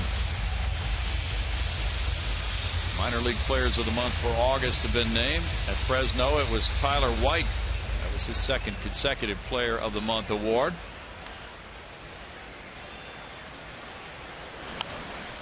Foul back. There's strike 1 to Valbuena. Jordan Jankowski was Fresno's pitcher of the month. John Kemmer was Corpus Christi's player of the month, with Michael Feliz pitcher of the month.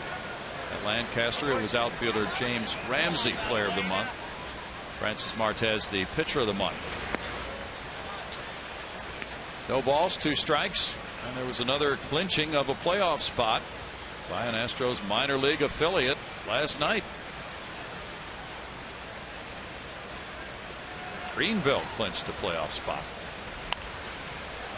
Foul away, 0-2. There's going to be a lot of postseason play. Fresno has won a division championship at AAA. Corpus Christi won the first half championship at AA. Lancaster has clinched a wild card spot at least, could win the second half title. In the Cal League, Quad Cities is in the playoffs. And Tri-City has a 4.5 game lead over Lowell with a magic number of 3, with Greenville clinching a playoff spot last night. Struck him out looking, and in the 4th inning it starts with a leadoff walk, and then the inning starts to blow up on the Astros. It's 3-2.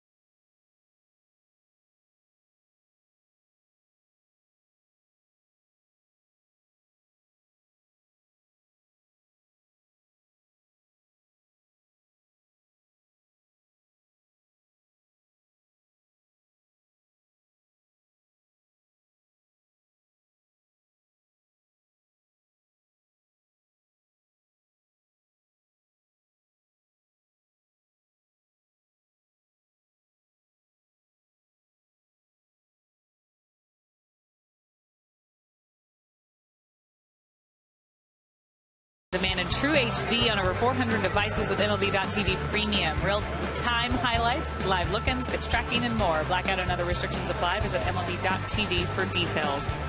For Scott Kazmir, when he first put on that Astros uniform, we saw that fastball changeup really, that combo really working for him early. Throws that changeup about 18% of the time, which is about where he is tonight. That changeup is a pitch that was crucial for him back when he was pitching for the Sugarland Skeeters in 2012. He really had no choice but to find another pitch, so he developed that while his career was on the line.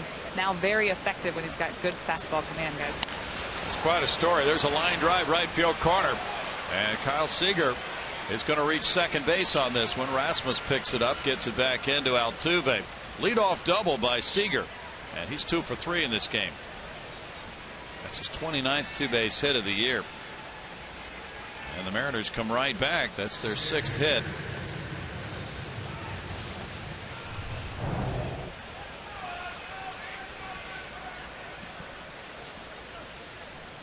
Change up in the zone.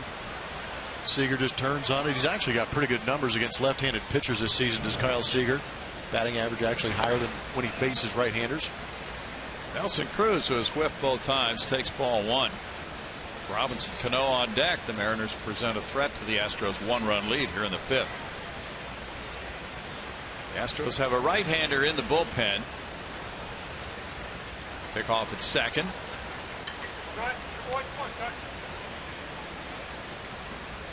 Deep second. Yeah, he took that throw behind the bag. Didn't quite make it to the bag, did Altuve. That's Chad Qualls getting loose for Houston in the bullpen. Out of play, 1 ball, 1 strike. Things change sometimes in September, the way the pitchers are used by the manager.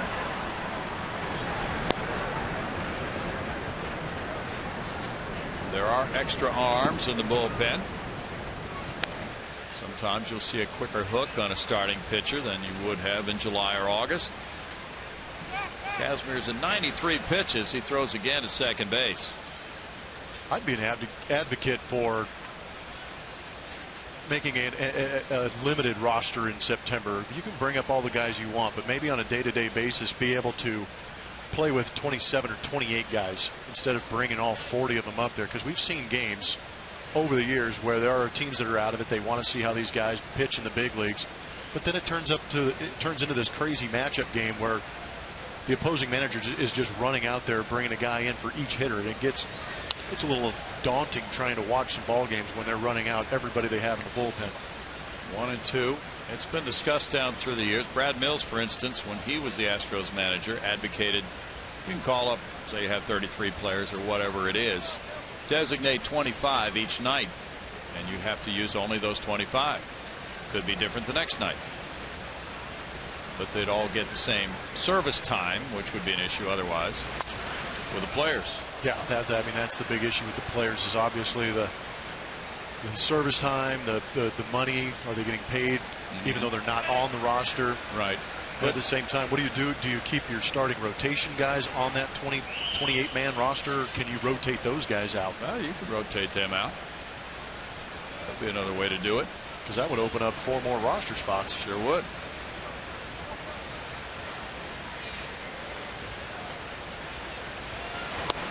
Swing and a miss, and Cruz strikes out for the 3rd time tonight. That's number 5 for Kazmir, and he needed it after that leadoff double. I didn't see that coming. Kazmir showing good location on that outside corner, and with that open stance from Nelson Cruz, he's having a tough time getting to that pitch out there.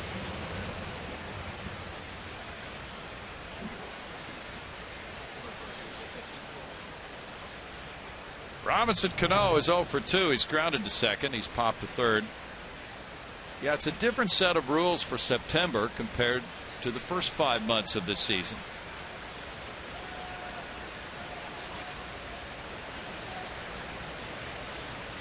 It's been that way for a long time, though. Change usually happens slowly. Conger out to the mound. And there are different strategies, of course. A team that's out of the race would have more of an intent of using the young September call-ups and taking a look at them. But then again, when that team plays a contending team, the manager of the team out of the race tends to say, well, I'm not going to do that against this team. I'll do it against a team out of contention.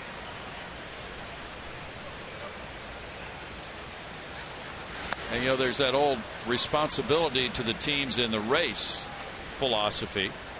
So in other words, the theory being that Lloyd McClendon should be responsible to the Texas Rangers and the Los Angeles Angels by only playing his veteran players against the Houston Astros. Well, it really doesn't play out that way. No. I mean, Lloyd's got to he's got to manage his team. He's got to throw the guys out there. He's not going to go out there and just try and lose games. He's trying to put his players in a position to succeed, but he also wants to see what these kids can do. But yeah, there's going to be managers across the league that are going, why is he not playing his best when we're in a race against the team they're playing? That's a shot into left field. Seager was taking off on the pitch. He'll score as the throw goes into second base, and it's 3-3. He then stopped when the ball was hit in the air. He started to go back to second, and he regrouped and scored on the Cano RBI single to make it 3-3. Seager was really trapped regarding what to do on that base running. Now A.J. Hinch is coming out. Yeah, he was off on the pitch, so See him taking off towards third, and then he sees the ball lined into shallow left center field. It looked as if Gomez was going to try and lay out and make the catch, and then as soon as he sees that ball drop, he has to adjust and keep running to make sure he scores that run. Whoops. It was almost Ruben Rivera-esque. That was a good time. 3-3 game. Chad Qualls is coming in. Back in a moment.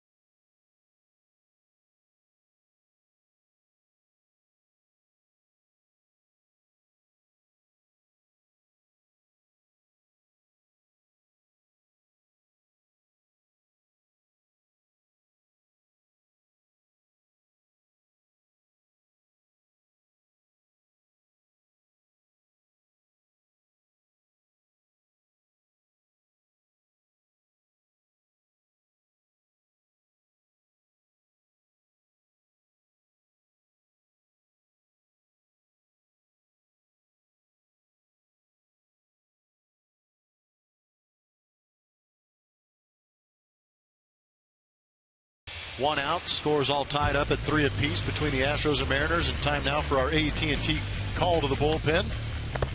It's going to be big right-hander Chad Qualls out of that Astros bullpen, making his 49th appearance. 1-4 record, 4 saves on the season. ERA is dropping, trying to get it back underneath that 4.07 mark. In 42 innings, he has 38 strikeouts. The ground ball percentage quite good.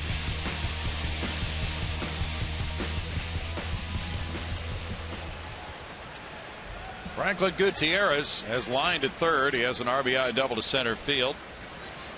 Robinson Cano tied this game with an RBI single as the runner at first, and 1 out. Qualls taking over.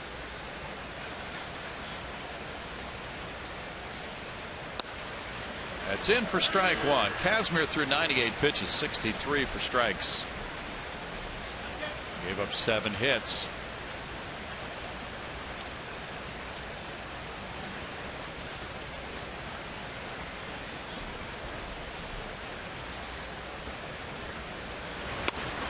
In for strike 2, and it snowballs 2 strikes. Kazmir, of course, coming out of this game with the Cano single, having hastened his exit, turning it over to a bullpen with a 2.78 ERA, the second best in the American League. So for the second straight night, a Houston starter fails to go 5. And there's a strikeout for Qualls. Starting rotation has just been ironclad solid for the last couple of weeks.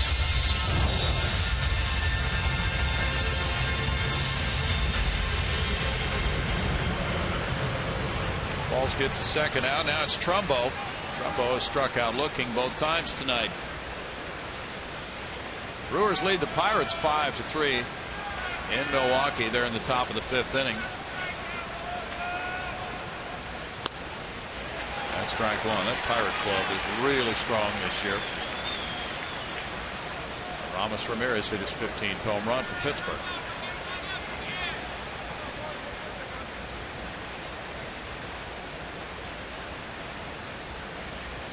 Cubs have played excellent baseball, and they're in 3rd place in their division.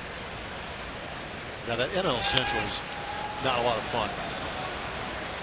And that's one reward that teams can get in a strong division for that second wild card. 3 teams can make the playoffs in one division. That is the only saving grace, because the Cardinals have run away with it. Astros would be competing for that wild card position if they were still in that National League Central, because you can see the competitiveness between those top 3 teams. So the Cubs are 19 games over 500, and they're 10.5 out. 11 now. In the dirt, it's 1-2 to Trumbo. Minnesota leads the White Sox 1-0 at the end of 6. Twins will play tomorrow night and then come to Houston. They are 5 games over 500 right now, and Paul Molitor's team really holding it together. Miguel Sano went off again. He hit number 15. Came off Carlos Rodon. Tommy Milone is pitching a shutout through 6. Foul ball.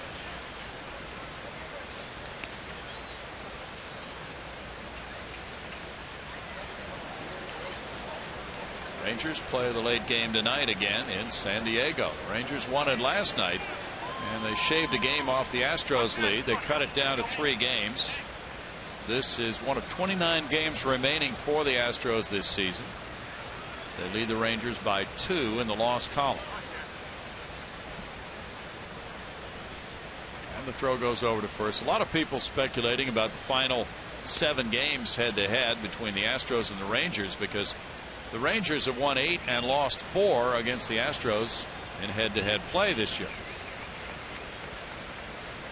So those 4 games at Texas, which will be the 3rd stop on the next road trip, will be meaningful. Foul ball. Still 1-2. Conger unable to hold it for a foul tip strikeout.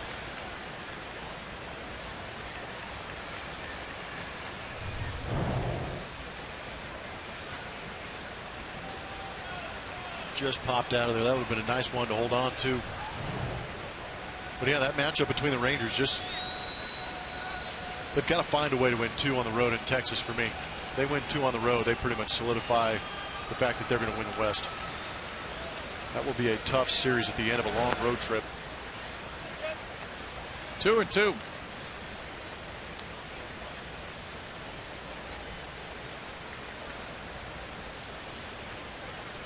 Rockies lead the Diamondbacks 3-2. They're in the 3rd inning in Colorado. Jonathan Gray pitching for the Rockies tonight. Nolan Arenado hit his 33rd home run.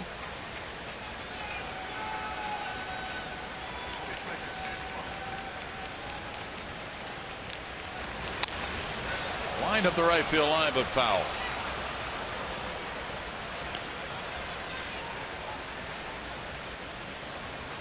A win tonight would get the Astros back to 14 games over 500.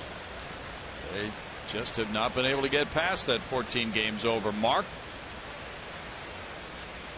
But that would still give them a lot better feeling going into the off day tomorrow to be getting a shot to do that Friday night against the Twins. It'll be Colin McHugh and Mike Pelfrey Friday night at 7:10. Lance McCullers and Irvin Santana Saturday night. Dallas Keuchel and Tyler Duffy Sunday. Hit slowly to Lowry's left. And in the 5th inning, it's tied on a run. 2 hits. Cano gets the tying single. It's 3-3 in the 5th.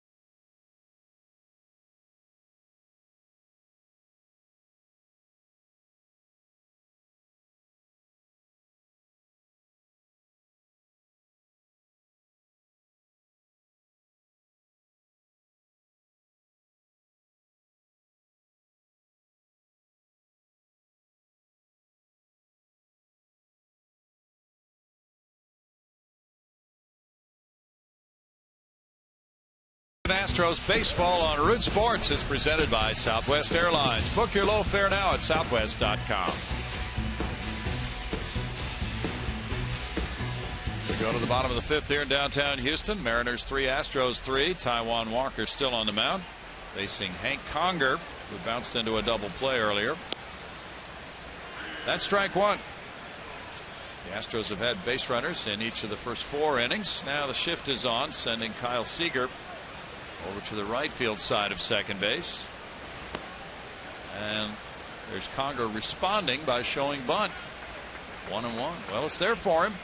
They're giving it to him. Not a bad idea to lead off the inning. It wouldn't have to be perfectly placed at all. Marte's a long way from him. The pitcher could get it though. 1-2. And now Marte's going to back up with 2 strikes in the count, figuring there's no way he'll bunt. Breaking pitch in the dirt takes the count to 2-2 on Conger. Cubs lost to the Reds today in Chicago 7-4.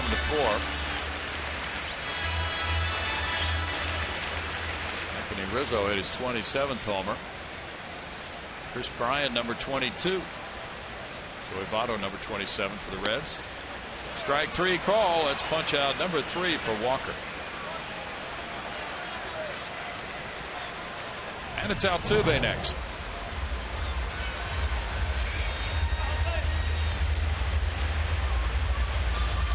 Good pitch from Walker.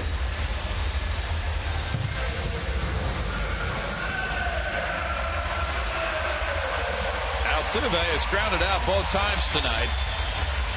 He came into this game tied for the major league lead in hits with D. Gordon of Miami with 163. Walker has contained him so far. He fouls it away. Strike 1.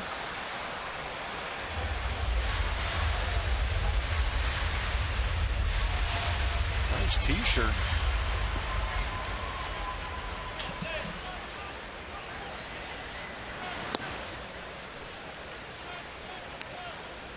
One and 1 to Jose.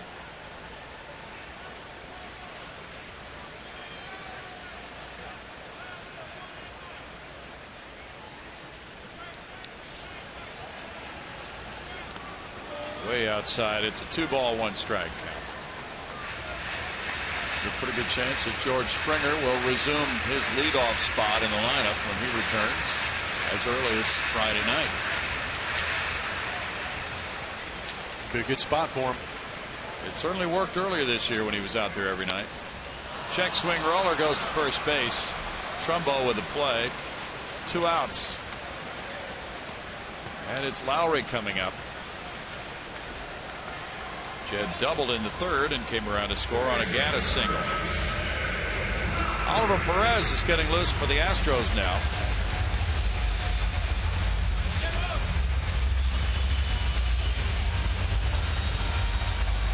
Yeah, you put George Springer in that top spot. You got Altuve in the 2-hole.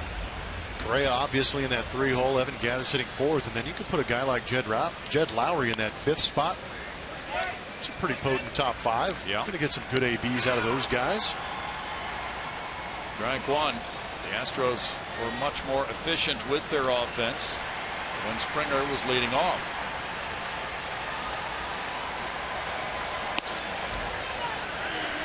No balls, 2 strikes.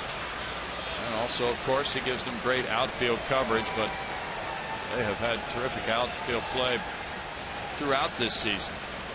A number of different players. It's 1 ball, 2 strikes. Springer, by the way, has had 3 rehab games, and he's gone 1 for 4 in each of them.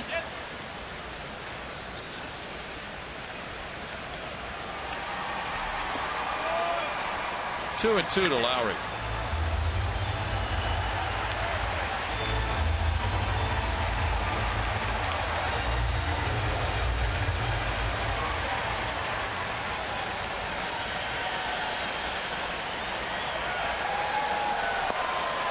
Full count to Jed.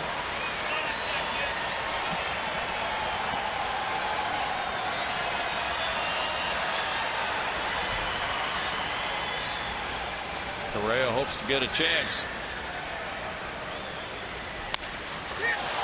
Out to left center field.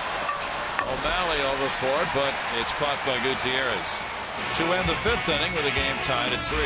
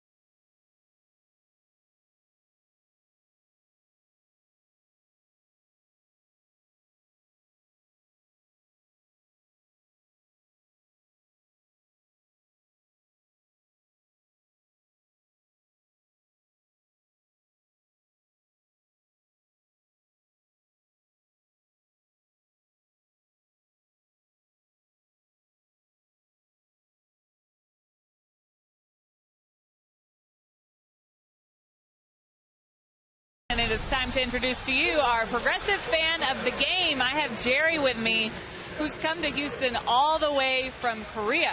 Yes. But you're from Texas, so Yes, you're originally. visiting in a way. How long is that flight? 15 hours. Oh, it's no 15 sweat. hours. How many movies do you watch? 5 or 6.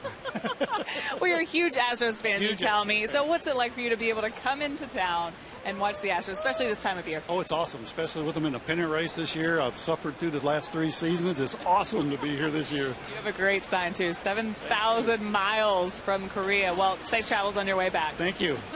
Works and lives in Korea, guys, all the way here in Houston. Wow, what a journey. Thank you, Julia. Great to have him with us. 6th inning begins. Chad Qualls throwing to Stephan Romero. And it's ball 1. Romero is 1 for 2. Qualls got 2 outs in the 5th inning. Coming in with a man on base. He throws ball 2. 2 balls, no strikes. The starter Scott Kazmir went 4 1/3. He gave up 7 hits, 3 runs, walking 2, fanning 5, throwing 98 pitches. Now a right-hander starting to get loose for Houston. Will Harris. 2-1.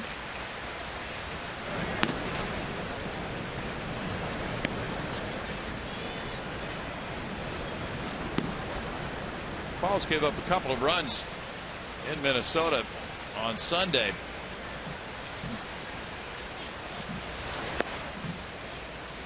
Three balls and a strike. Josh Fields rejoined the Astros bullpen as a September call-up last night. The Astros very glad to get that strong arm back. He can really be a factor here this month. 3-2 and Romero strikes out. Second punch out for Qualls. It'll be Sucre next. Release point from Qualls looks a little bit better in this outing for me. It's a little more on top of the ball. You see the slider not sliding across so much. There's a little more depth going down through the plate, which is good to see. That's where he's most effective, and I think he's one of those guys that actually has better sink on his fastball the more he gets on top.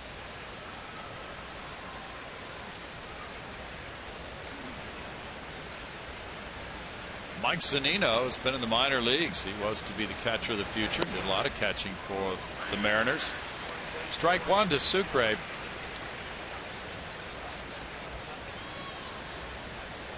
Minnesota still leads the White Sox 1-0 in the bottom of the 7th at Target Field. Twins have won 9 of their last 11 from the White Sox.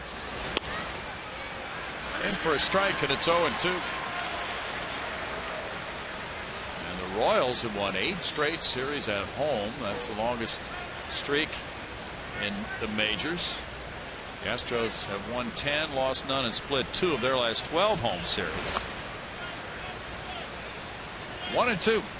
They'll have Correa, Gaddis, and Rasmus due up in the bottom of the 6th inning. This Astros team has a 53-6 record with the lead after 6. Turning it over to the bullpen has gone very well.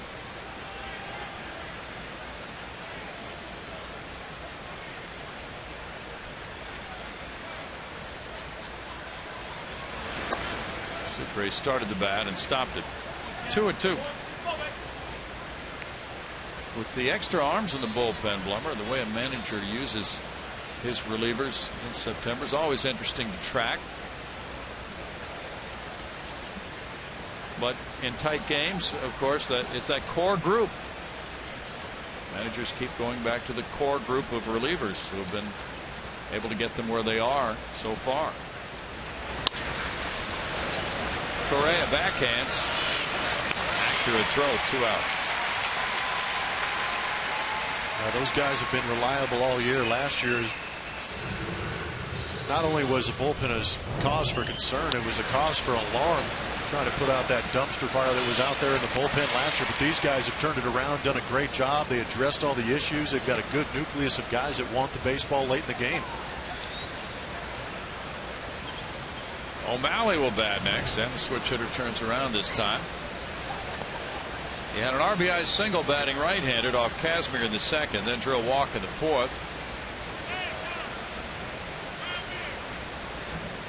As a left-handed hitter, Gomez shades him toward left center field. Ball's his 6th on the Astros all-time appearance list. This is number 370, 8 behind Brad Lidge.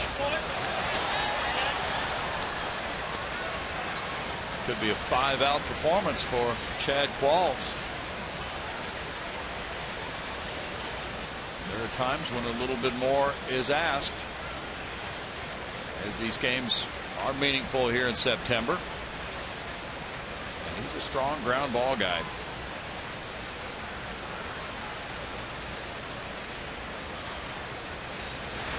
Round a bunt. O'Malley takes the bat back.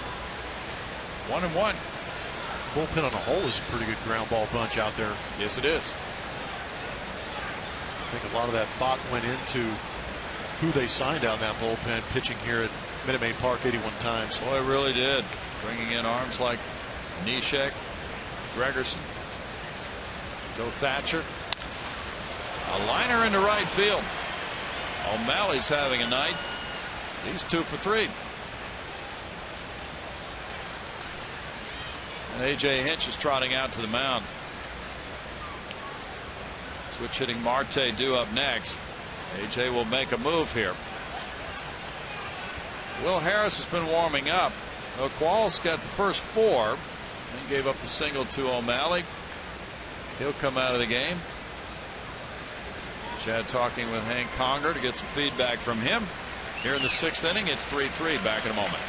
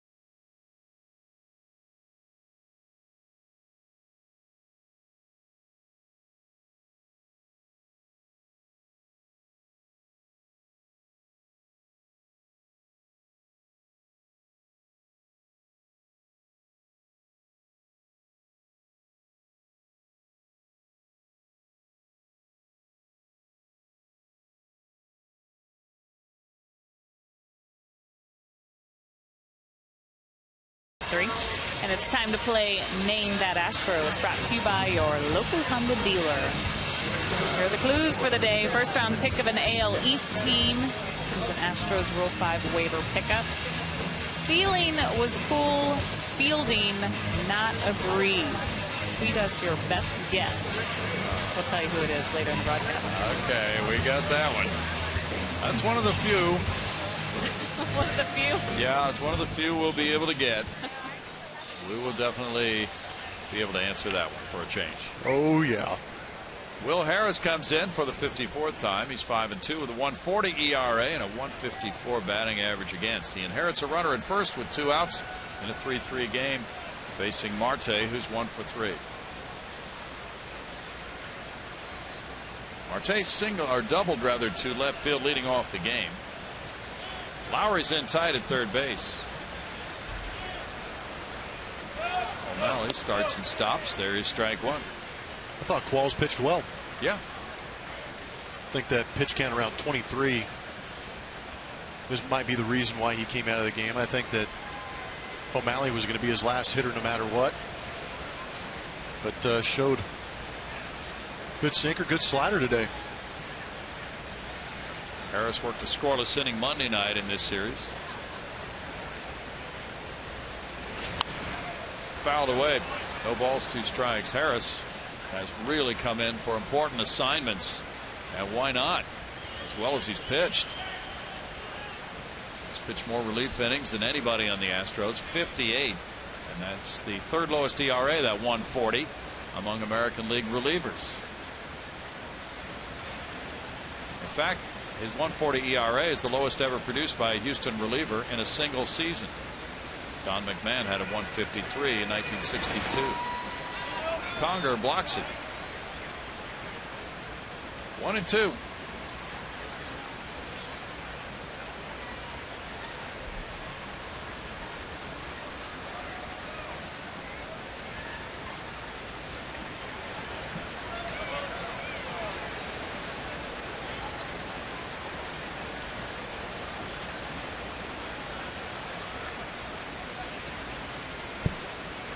Kyle Seager's on deck. Do you think a manager really regards who's coming up for his club in the bottom of the inning quite a bit in terms of how he manages the bullpen in the top of that inning? Yes. I think they're looking at all that. Correa, Gaddis, and Rasmus are due up. Runner going. This one skips by Conger. That's ball 2, and O'Malley advances into second base on the steal. His first and second of the night for the Mariners.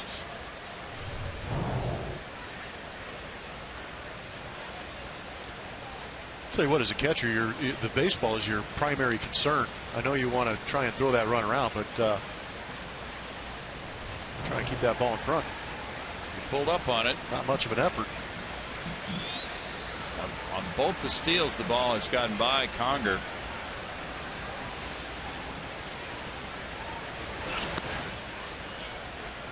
Now 2 balls, 2 strikes. The Mariners don't run a whole lot. They now have 60 steals for the season. Conger has thrown out 1 of 34.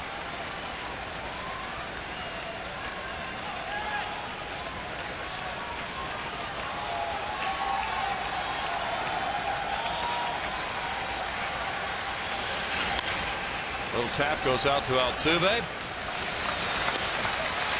And in the 6th inning, it's no runs, a hit and a man left. Correa, Gaddis, Rasmus due up. 3-3 in the 6th.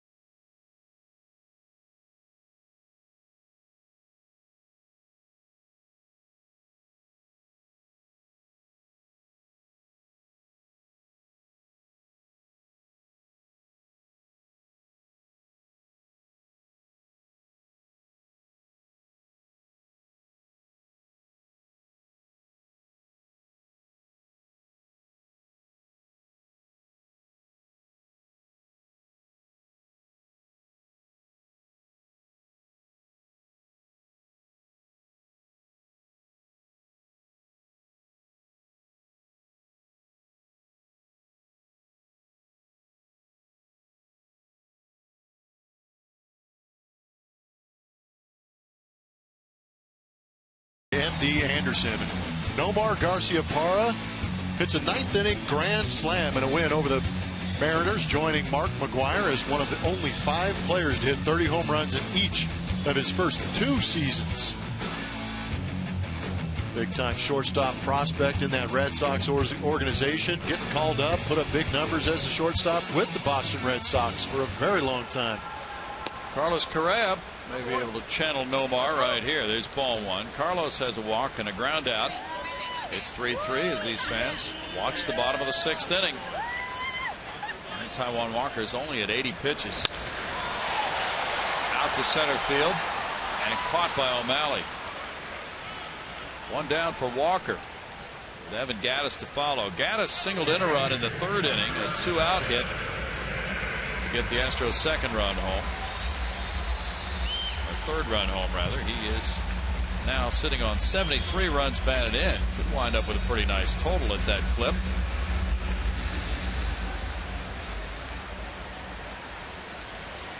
But that's what we've been looking at. Let's say that he drives in 85 this year. Out to center field. O'Malley waiting for this one. 2 outs. 85 is a nice total, but that is not something that first place teams would really expect to have. You know, there's usually a guy in the 90s or 100. Well, I was just going to say, you've got those just massive numbers in the middle of the lineup for somebody on a first place team. But again, it goes to the fact that not one guy is really carrying this ball club. It's just it's evenly dispersed throughout all these guys. Now Seager will again depart for shallow right field on the shift. Rasmus the batter. It's up. Rasmus singled off the wall in left in the 2nd and scored on the Tucker hit. He struck out in the 3rd. The Seattle shift is the same that some teams use. They put the 3rd baseman over on the first base side of 2nd. Fly ball out to right field. Romero with the grab. That's a 5-pitch 6th inning for Taijuan Walker, and it keeps the game tied at 3.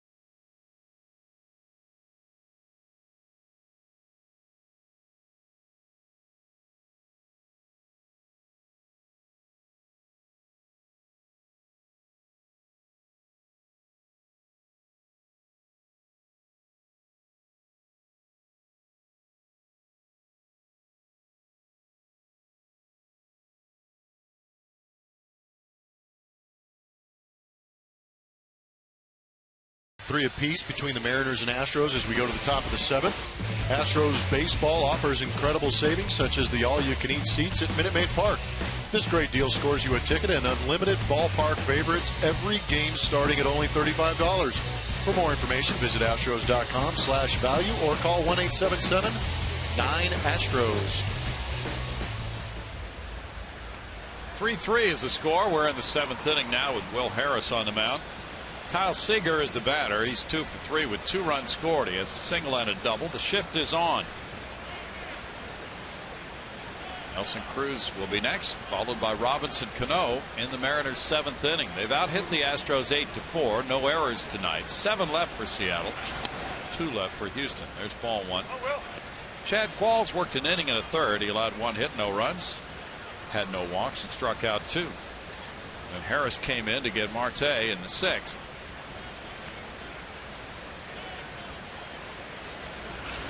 Seager takes it. It's ball 2 to Kyle. Giants and Dodgers are underway, scoreless at the end of 1 in Dodger Stadium. It's Mike Leake against Clayton Kershaw. Dodgers won for the 2nd straight night last night over the Giants. And they now lead San Francisco by 5.5. The Giants have lost 4 in a row. 2 balls and a strike.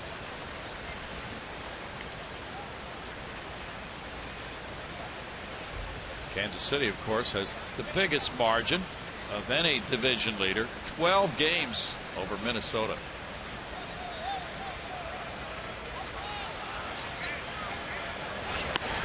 Seager takes it. He's ahead 3-1 in the count. St. Louis has a 6-game lead over Pittsburgh. New York 6.5 over Washington. Houston 3 over Texas. And Toronto a 1.5 over New York coming into play today. That's the leadoff walk. Seager's aboard.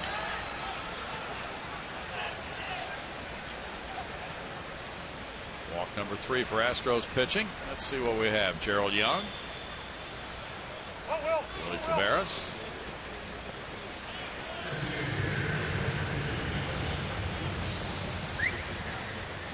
Jose Cruz. I'm getting quite a few of the Willie T. Are you? Tweets, yeah.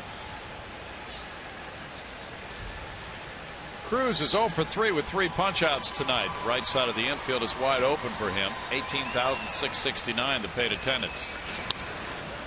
And he fouls it back. That's in the neighborhood of last night's attendance. 18,157. About 500 more tonight. And the Monday night crowd was 19,923 for this 3-game series. Astros averaging about 26,000 per game in home attendance. No balls, 2 strikes. And they have played .676 baseball in this ballpark, winning 46 and losing 22.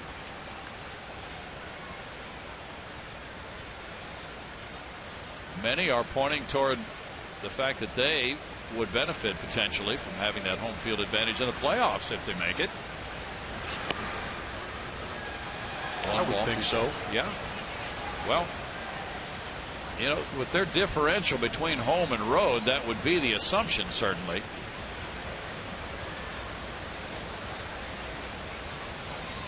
They actually have one more win than Kansas City at home. Kansas City has the same number of losses. Foul back. Kansas City has a .611 winning percentage. If the season ended today, Kansas City would play the winner of the wild card game, and Houston would play Toronto. Toronto has a slightly better winning percentage than Houston, .568 to .549. So Toronto would have the home field advantage if they played. In the dirt, 2 balls, 2 strikes.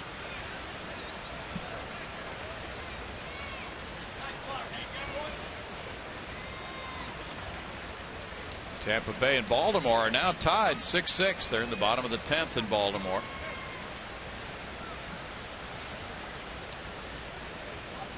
Texas is at San Diego tonight. Texas will be at Anaheim against the Angels over the weekend.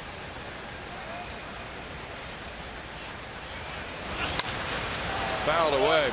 Wouldn't you think the Angels would feel a whole lot of urgency in that series? Yeah, that's pretty much their season. That's their way to fight back into that wild card race, maybe sneak back into the chase in the West. But that is a very important weekend for the Angels.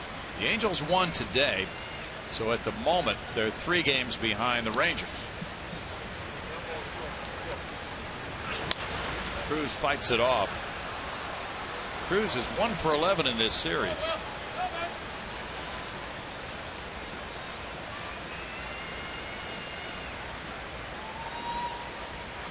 Evan Longoria has hit a pair of home runs for the Rays. He has 17 now this year.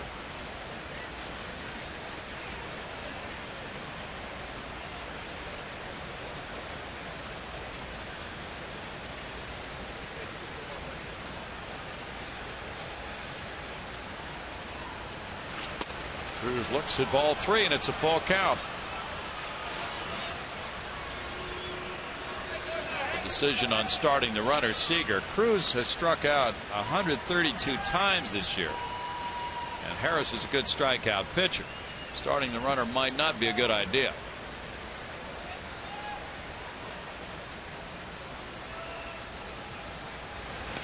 Got to remember who's behind home plate too. That's another factor too. Don't want to be the bearer of bad news, but Hank Conger has not been the best at throwing any base runners out this year. Sure, and Lloyd McClendon considers all those factors. Seager's 6 for 10 in stealing bases.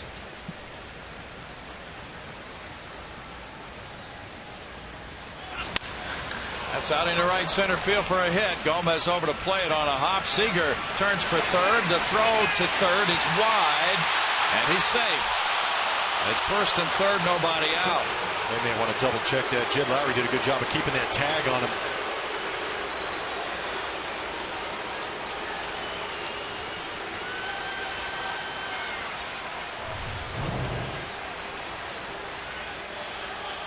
Credit Nelson Cruz for getting on top of that high heater from Will Harris and driving in the other direction.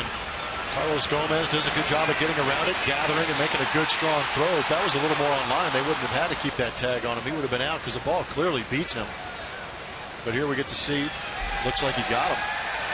A.J. Hinch is coming out. He'll talk with Ted Barrett, and he will indeed challenge this call. Yeah, it looks for like a brief second that front foot comes off. Good job by the veteran Lowry keeping that tag on him. That front foot pops off. How important is this call going to be? Yeah, this is a big one right here. A chance to erase that runner at third for the first out in the inning in a tie game in the 7th.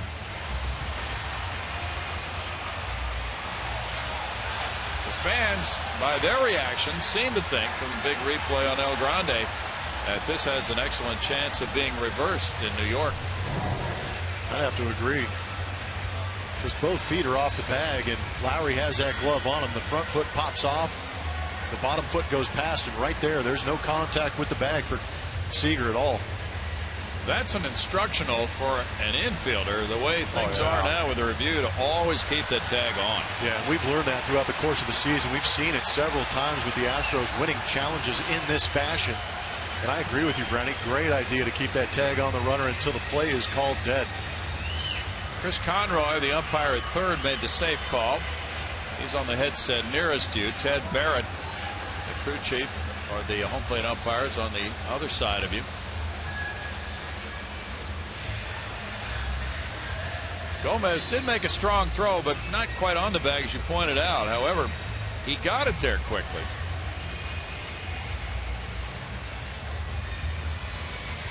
Nelson Cruz, not a speedy runner, was unable to advance all the way to second base. So if this call is overturned and the runner is out at third, you have a runner at first and a chance for a double play ball. Get you out of this inning.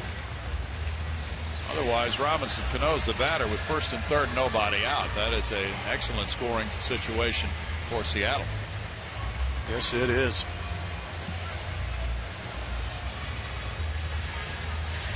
I'll tell you what, Brownie, if they just got on the headset and talked to us on our headsets, we'd clear this up in a hurry.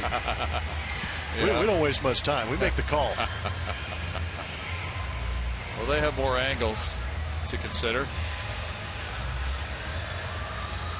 Check this out now. So these are synced up in unison, frame for frame, and you see on the left-hand side the glove of Lowry is on the base runner. On the right-hand side, you see that Seager is not in contact with third base. Therefore, an out in my book. We're waiting to find out if it's an out with the crew in New York. Umpiring crews rotate from various ballparks to the replay center in New York. And we're going to get the announcement right away. Safe is the call. That is incredible to me. It is upheld, so it's first and third, nobody out for Cano. Wow. It was worth a shot. Really was. Seager at third, Cruz at first, Cano the batter. Cano 1 for 3, an RBI single in the 5th. That one tied at 3-3. 2 minutes and 55 seconds required on the review. Now Conger will come out and give signs for the infielders. Double play depth for Correa and Altuve.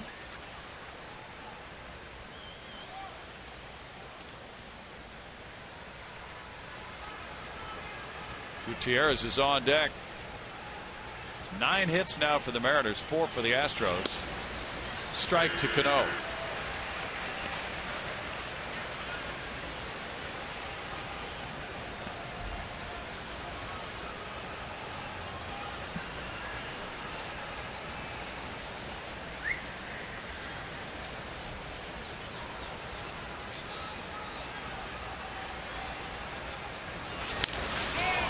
Go foul. Josh Fields is warming up for Houston. No balls, 2 strikes. Along with Oliver Perez. Perez was up earlier.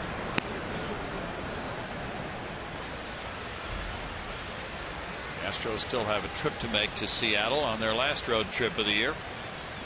They're 10-5 against the Mariners. 1 ball and 2 strikes to Robbie Cano.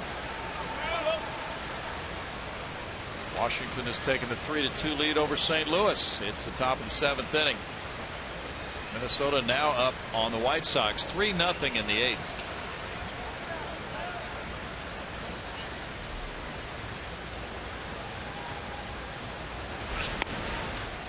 Two and 2 for Will Harris.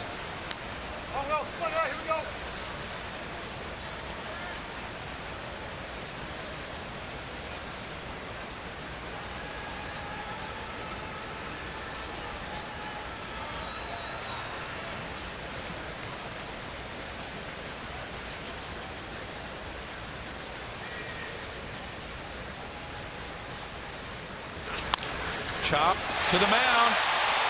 Harris to Lowry to Conger, who tags Seager, but the Mariners wind up with runners at second and third. Cano hustles all the way to second on the rundown, and it's out number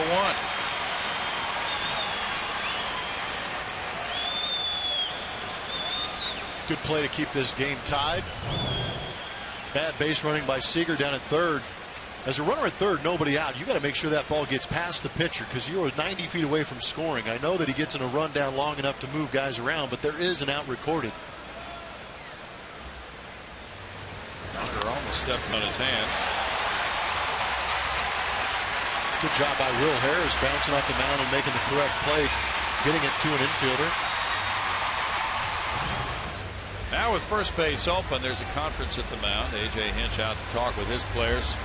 Franklin Gutierrez will bat with runners at second and third and 1 out. He has an RBI double and 3 trips. And Trumbo's on deck. So they'll put him on with the intentional walk, Gutierrez, to load the bases for Trumbo. And then Romero would be in the on-deck circle. So A.J. Hinch's club will have a force at any base after this intentional walk.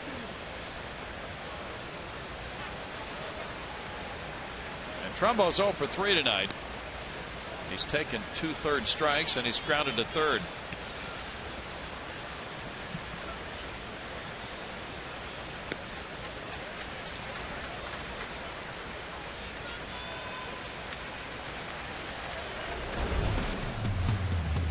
Trumbo's actually had himself a pretty good series. Home run in that first game of this series going the other way off Dallas Keuchel. The first home run that Keuchel has given up here at Minute Maid Park. Later in that game, another bomb to left field. That was a big one right there off of Vince Velasquez trying to knock the train off its tracks. Well, as you said, Brownie, tough go of it today. A couple of called third strikes on him. Ground ball to third. Right now, a ground ball to third would end this inning.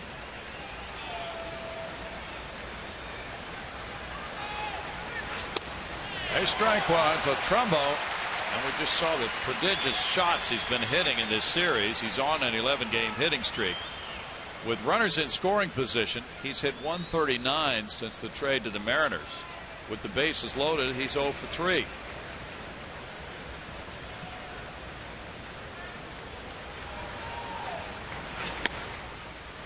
One and one. Romero on deck.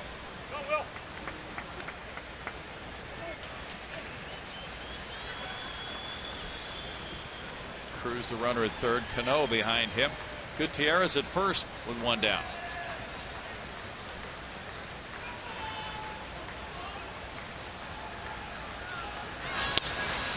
Fly ball to right field. Rasmus comes in for the catch. Here's the tag. Throw to the plate. And Cruz sliding, and he is out! Tremendous throw from Rasmus, and the tag by Conger for a 9-2 double play.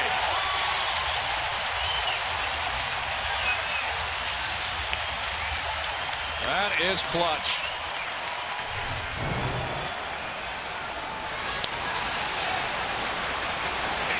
How about Colby Rasmus doing a great job finding his way behind this baseball, and that's what allows him to make this great throw home. They may take a look at this in the Mariners dugout, but I think based on the replay we've seen, he is going to be out and out easy, because this is a great, nice hop to Conger, handles it nicely, gives him a lane, but gets that tag on him in a hurry on that right or that left elbow.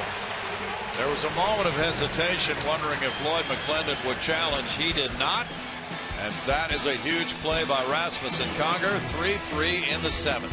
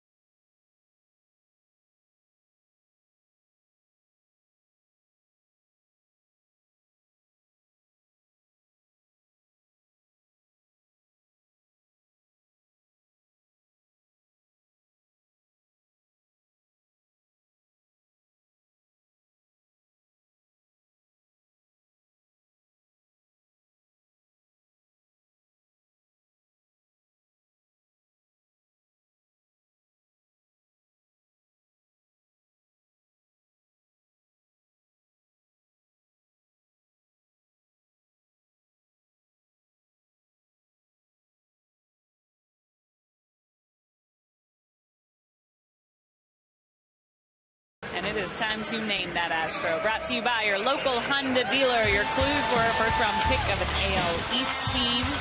There's a Rule 5 waiver pickup. And stealing was cool, fielding not a breeze. Here were some of your best guesses on Twitter. We thank you for tweeting us. Carl Everett was thrown out there by Garrett Rollins.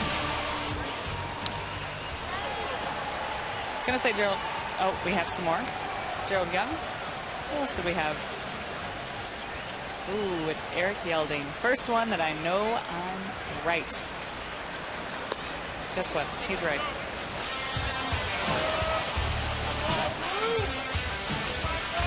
There he is. Stealing was cool, feeling not a breeze. His nickname was Cool Breeze. He stole 64 bases in 1990, guys. Thanks, Julia. Cool breeze, Eric Yelding. 0-2 on Carlos Gomez. He's been on twice. Off-speed pitch is ball one. He was hit by a pitch and scored in the second inning. He walked in the fourth and then was picked off first base. The Astros have not scored since the third.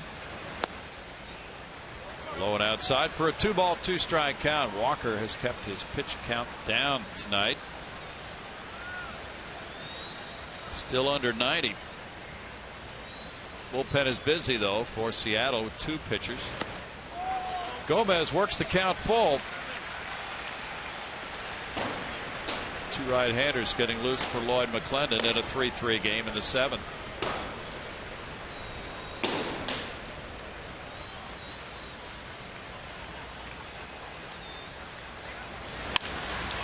Gomez puts one on the ground at third, and Seager takes care of it. 1 out. Astros have not had a hit since the 3rd inning when Gaddis drove in their 3rd run with a single. So Walker has pitched a few games like this in his career against the Astros. He continues to do it. Logan Kensing, who was the winning pitcher last night, is warming up alongside Tony Zick, both right-handers. Preston Tucker with an RBI single in the 2nd inning is 1 for 2.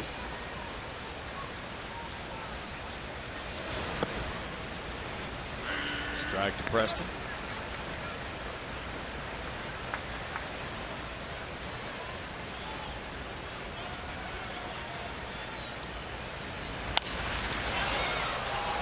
The shortstop goes out, Marte. 2 outs. And Walker's been clipping right along.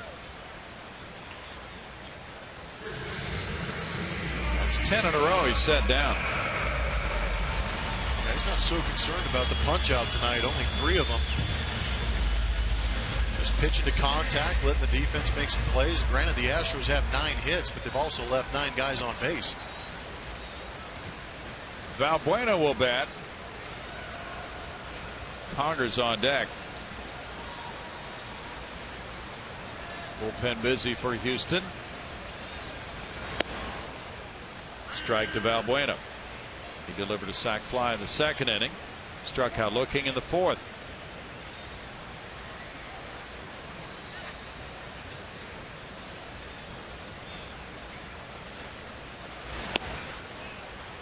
It's 1-1. September baseball. A lot on the line. Close games. Bullpens have an awful lot to do with how the games in September go. Well, that was a big lift provided by Colby Rasmus on that throw to the plate on the double play for Will Harris. 1-2. The intentional walk loaded the bases, and then it looked as if it might be a go-ahead sac fly, but Rasmus put it right on the plate for Conger to tag out Cruz.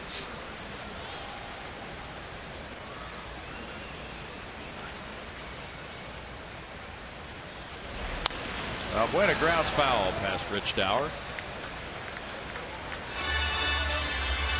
Rich Dower was a member of the Orioles. He recalled that they got a lot of contributions from different players in '79 and '83 on those 2 World Series teams.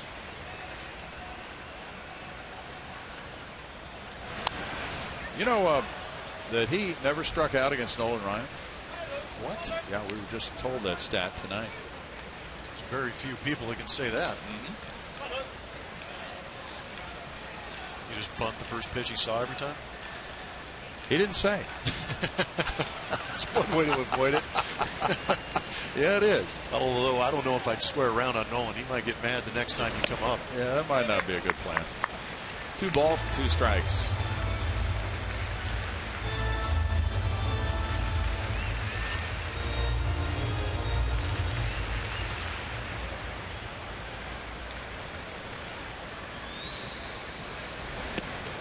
It's a full count.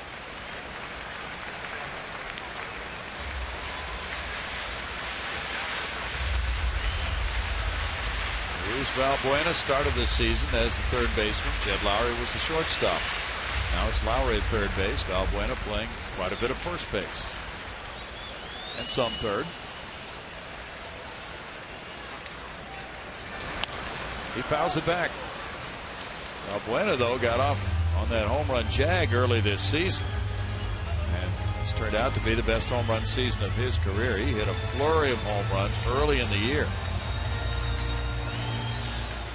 Lately, he's been more of a contact hitter. He's been drawing more walks than he had earlier this season and hitting the ball more to left field than he did early this year.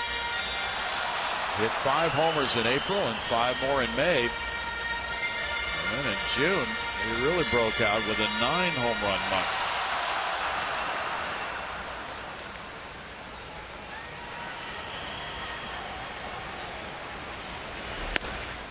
That's a 2-out walk, and Valbuena takes his 44th base on balls.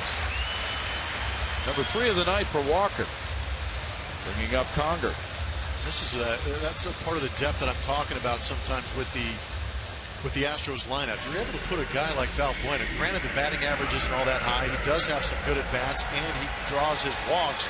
But at the same time, how often do you get a chance to put a guy who has 22 home runs in the 8-hole? You know, that's an opportunity for that bottom of the lineup where a pitcher might fall asleep a little bit, not be so concerned about being perfect, leave one up out of over the plate, and Valbuena can smash it. Now Conger. That's ball 1 to Hank. Hank bounced into a double play in the 2nd inning. He struck out looking in the 5th. And once again, he's being invited to bunt by the Mariners. Altuve's on deck. Really wouldn't be a bad idea. Not at all. Not with Altuve coming up. 2 balls, no strikes. Worst case scenario, you get out. Now Altuve's leading off that next inning, but you push that runner into scoring position, and you're safe at first base. You get yourself a knock, which is good for the numbers. And then Altuve, who has great numbers with runners in scoring position.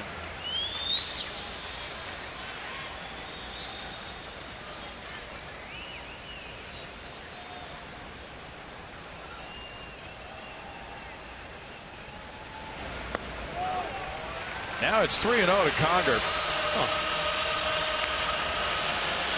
Tells you what the Mariners think about Conger's pop. He does have good pop left-handed, but a 2-0 breaking ball right there to go to a 3-0 count. Bullpen continues to be busy with 103 pitches for Walker right now. 3-1. That's a good take. I know in 3-0 you might want to open it up a little bit, but for Hank Conger and A.J. Hinch to give him that green light, you're looking at the guy behind him.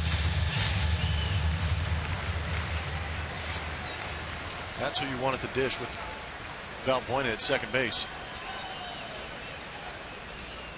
Walker pitched a 1-hitter at Minnesota earlier this year. Rip into right field down the line. Valbuena comes to third. Gary Pettis is going to take a look and stop him on a double. That was a bullet over the shift by Conger. His 9th 2-base hit. That's better than a bunt. Yeah, just a little bit. And now it's Altuve. Good job by Hank Conger. You take that 3-0 pitch and get into a 3-1 count. You know he's going to come after you with a fastball because he's going to dare you to beat him. He doesn't want the guy behind him beating him. But how about the positioning on that rocket off Conger's back with that shift on? Placed it perfectly down that right field line. Now there's some decision to be made. Lloyd McClendon, does he bring in another pitcher to face Altuve? Does he leave Altuve in? Or does he leave Taijuan Walker in to face Altuve, who's hit Taijuan Walker relatively well? Altuve tonight is 0 for 3. 3 groundouts against Walker, but 6 for 19 lifetime with a homer. First base open. Lowry on deck. And now Lloyd McClendon will come out.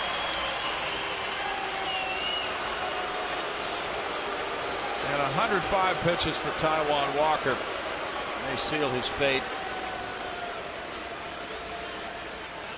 That's going to be it for him tonight.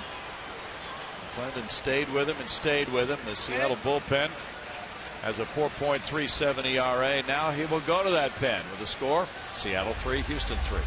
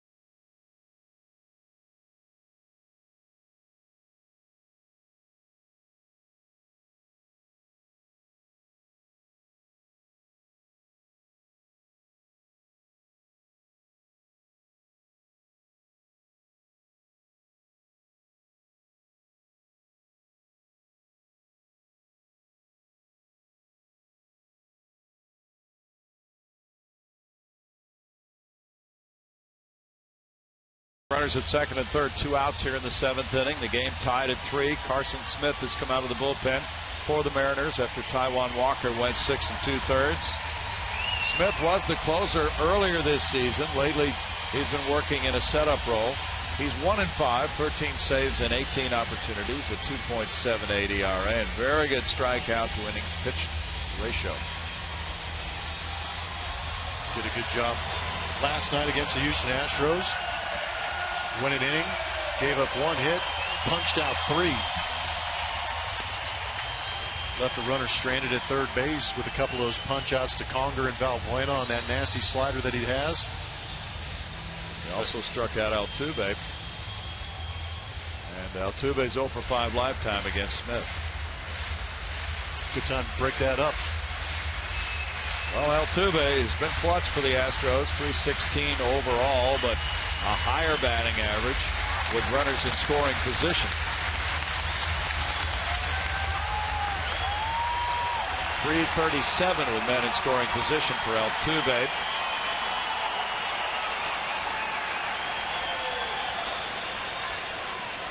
Mariners bullpen has 29 losses and 20 blown saves. Up and in, ball 1. Jeez.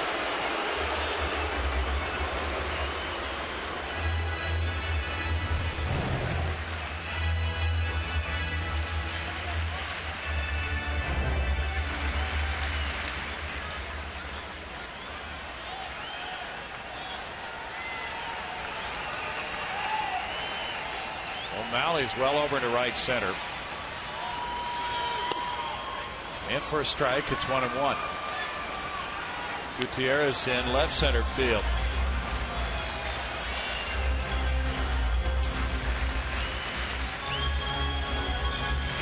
Astros have faced Smith 7 different times this year.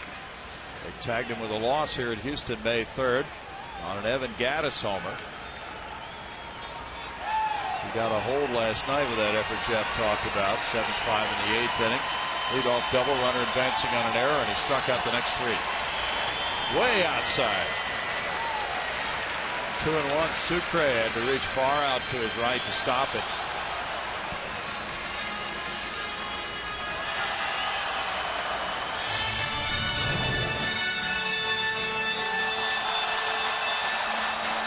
Sucre shocked himself by catching that one. That's not an easy catch, is it? Yeah, that ball was almost by him when he caught it.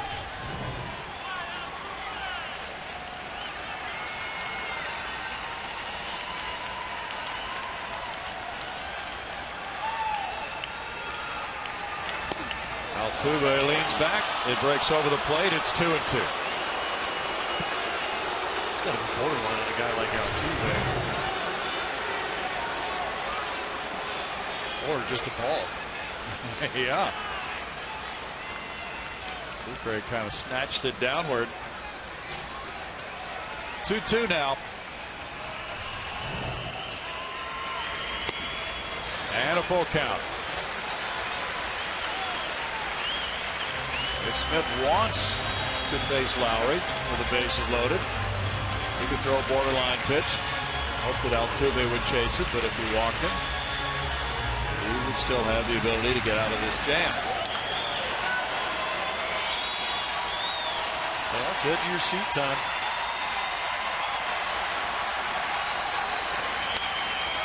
Now back.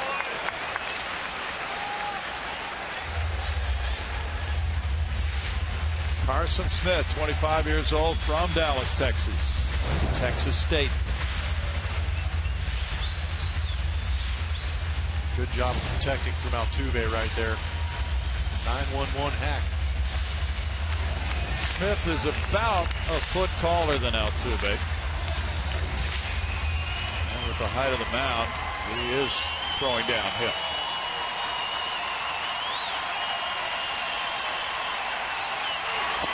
Struck him out to win the 7th inning with no runs a hit, 2 men left. We move to the 8th, and it's tied at 3.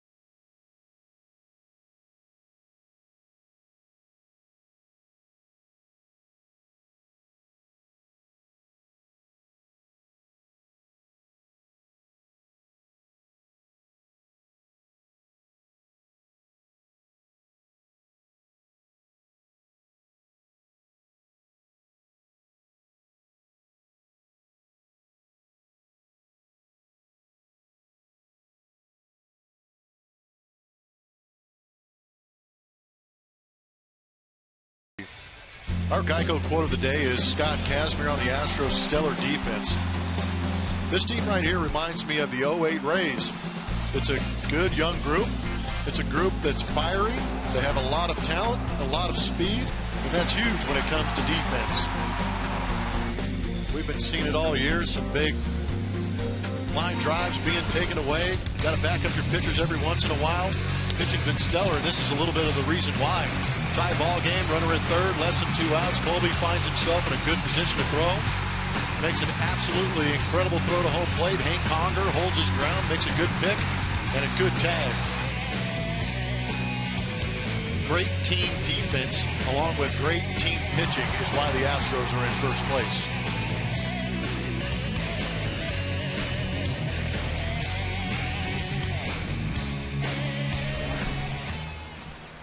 It's Pat Neshek in the game now in a rematch of last night. In 56 games, 3-4 with a 3.35 ERA. And facing Logan Morrison, who hit a 2-run pinch homer off Neshek last night, which proved to be the game winner. That was in the 8th inning with 2 outs. Morrison is pinch hitting for Romero. And there's strike one. He hit a 2-0 pitch last night. 221, 14 homers, 42 runs batted in for Lomo. That was his first pinch hit of the season. He is 1 for 8 with that homer as a pinch hitter. It's 1-1.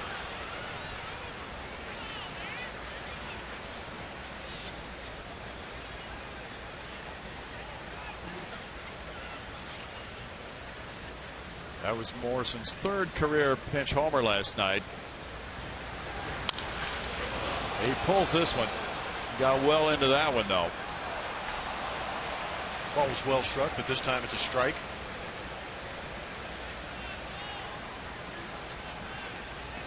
And Neshek said after the game he just didn't get that pitch where he wanted to last night on 2-0. Morrison already has hit more homers than he did last year, 11. Had a 23 home run season with the Marlins in 2011. And he fouls it back. Will Harris in 1 1/3 innings allowed 1 hit, no runs. He had 2 walks, 1 of those intentional, and no strikeouts.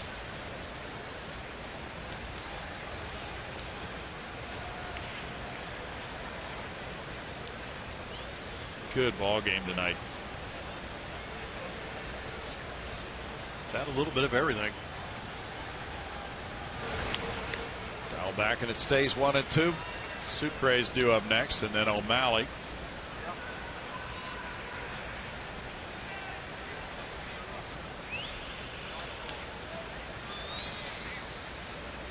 Neshek has pitched scoreless baseball in 17 of his last 21 outings. The challenge is for a reliever like Pat to put last night quickly out of mind.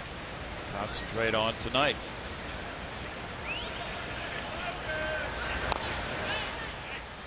Still 1-2.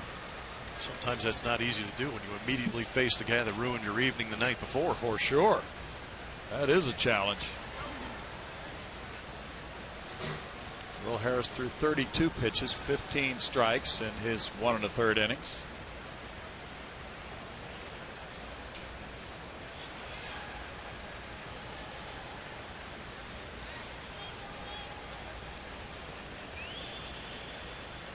Conger's setting up way outside.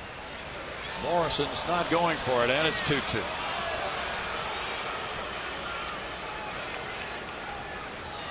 Neshek is 2nd in the AL and holds with 28. Only 2 other pitchers in Astros history have 28 holds in a year. Octavio Dotel had 33 in 03, 31 in 02. Brad Litch had 28 in 03. 3-2. That era, Astros bullpen era. Oh boy. Yeah. Lidge, Dotel, Wagner. What a trio at the end of games. There's some jet fuel coming out of that bullpen. That's one of the best of all time. This bullpen different in the sense that it's more of a pitch to contact bullpen, but effective. And that's a walk to Morrison.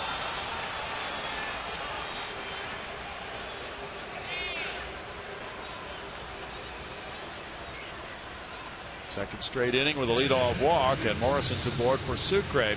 Sucre is 0 for 2 with a walk. Texas leads at San Diego 1-0 there in the bottom of the fourth.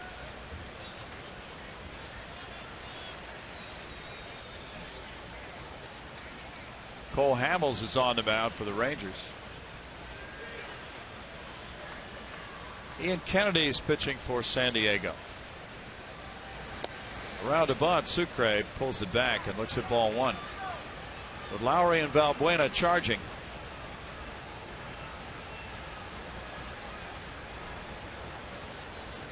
Sucre has 6 sacrifice bunts.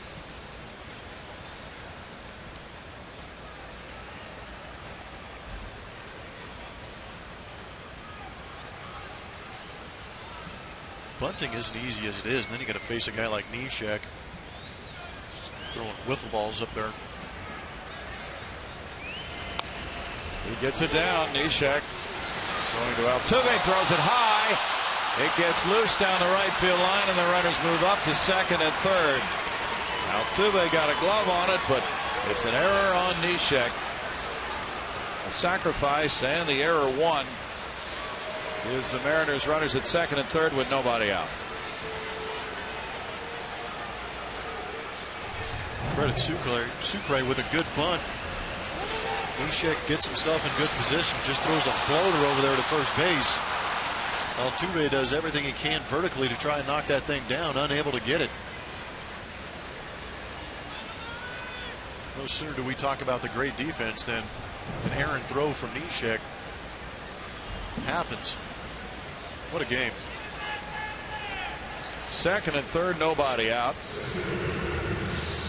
Now O'Malley. Sean is 2 for 2 with an RBI and a walk, and also has a stolen base in this game, batting 9th. The infield comes in. Marte on deck.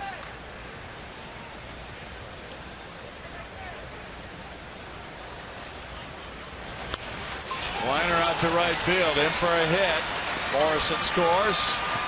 4-3 Seattle. RBI single. O'Malley, the number 9 hitter, 3 for 3 with a walk and 2 runs batted in this game.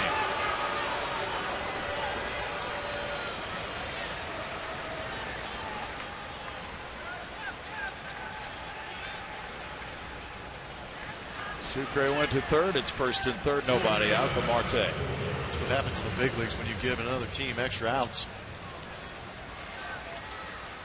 The play had been made at first. There might be a first and third situation with 1 out.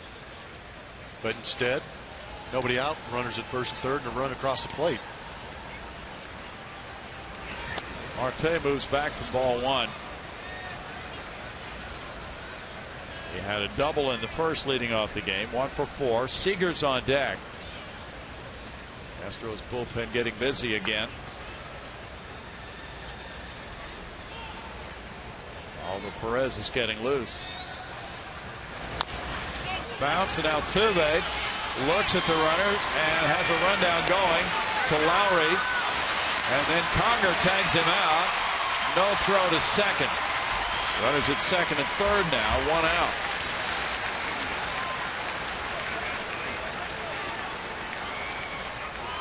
Four, 5-2 for out number 1. Not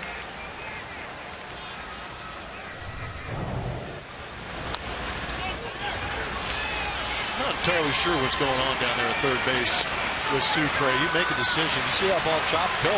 Don't hesitate. That just ruins the entire play. Force them to make the play at home plate. You don't want to have that play turned into a rundown.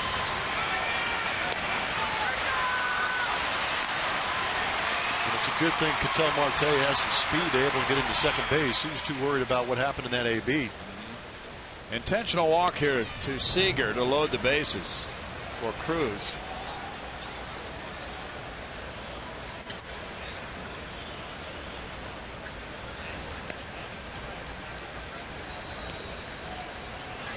So now in this 4-3 game, it'll be a bases loaded, 1-out situation. And Seth Smith is coming up.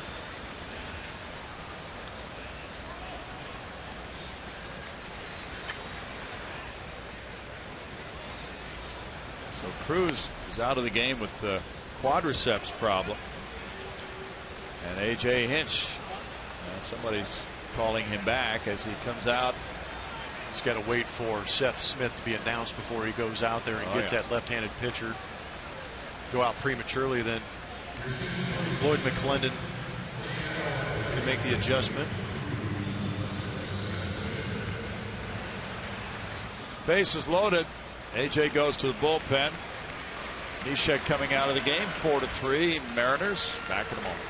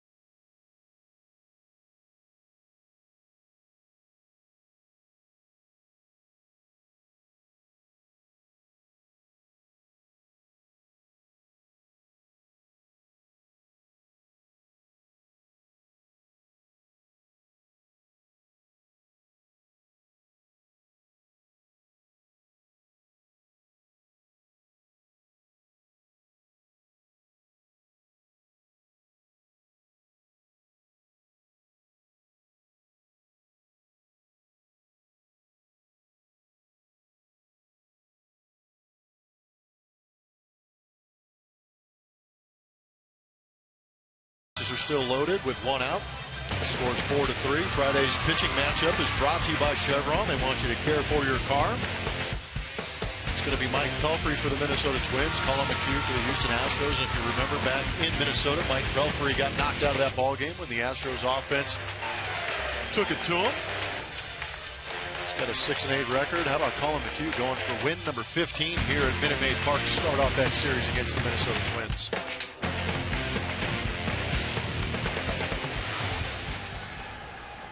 Bases loaded. Oliver Perez comes in with 1 out. Seth Smith is the batter. In 56 games. Perez 2-2 with a 3.97 ERA. And he's in his 9th game as an Astro, trying to get Smith pinch hitting here for Cruz. Strike 1. Smith is 2 for 5 against Perez.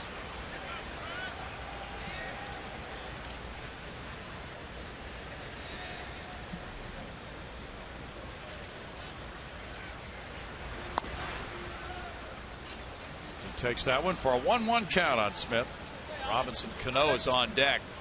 2 straight left-handed hitters here.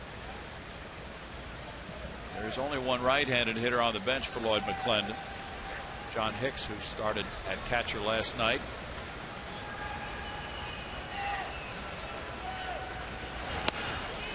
And for a strike, 1-2. If Perez can work some magic here and prevent any more runs from scoring, the Astros come up in the bottom of the 8th with Lowry, Correa, and Gaddis down by 1. Padres got 2 in the 4th and lead the Rangers 2-1.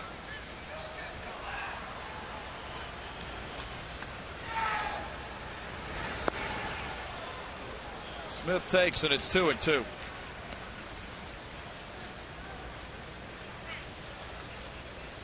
The Mariners lead the majors in games decided by 2 runs or less. 76 games.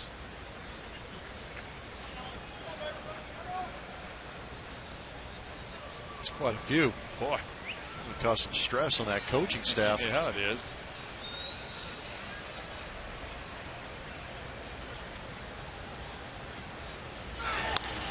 Smith reaches for it, taps to Altuve. Altuve to second, and a run scores. 5-3 on the force play for out number 2. It's a good job by Seth Smith just putting it in play enough to stay out of the double play and get the run driven in.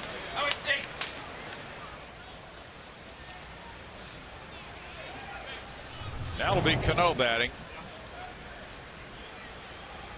Not quite sure how he got that pitch to go to second base. Yeah, exactly. Wow. Way outside. They still got that bat around it somehow.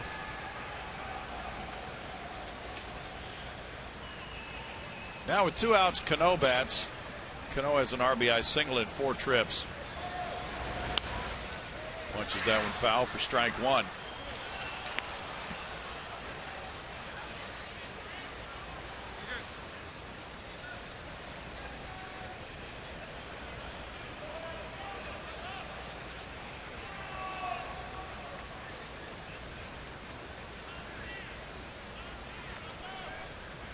Cano hangs in well against Perez.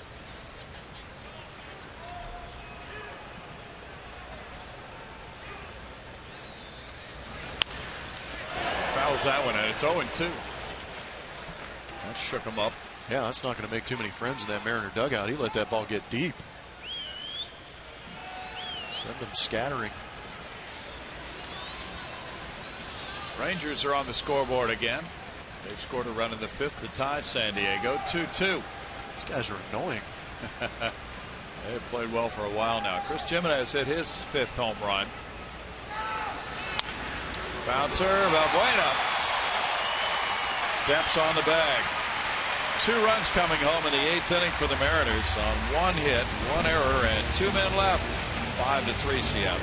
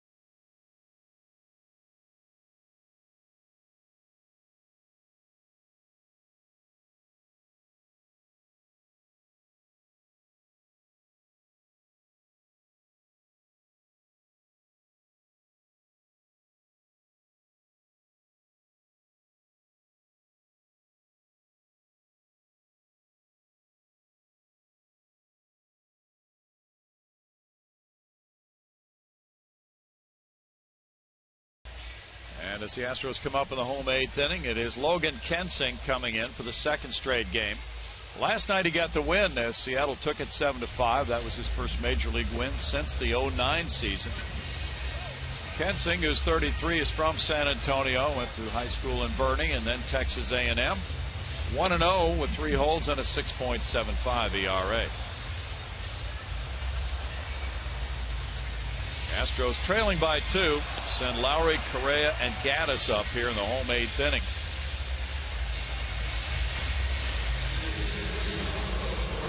Pat Neshek in 1/3 of an inning allowed 1 hit, 2 runs, no earned runs, 1 walk, and no strikeouts. Well, the Mariners are attempting to become the first team to win a series from the Astros here at Minute Maid Park since late May. Chicago White Sox did it. Lowry doubled in the 3rd. He's 1 for 3.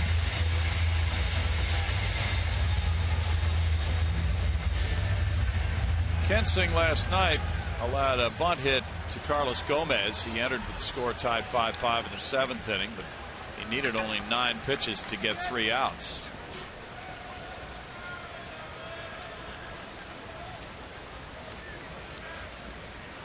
Carson Smith could be the winning pitcher. He struck out the only man he faced, Jose Altuve. Lowry looks at it. It's strike 1 to Jed.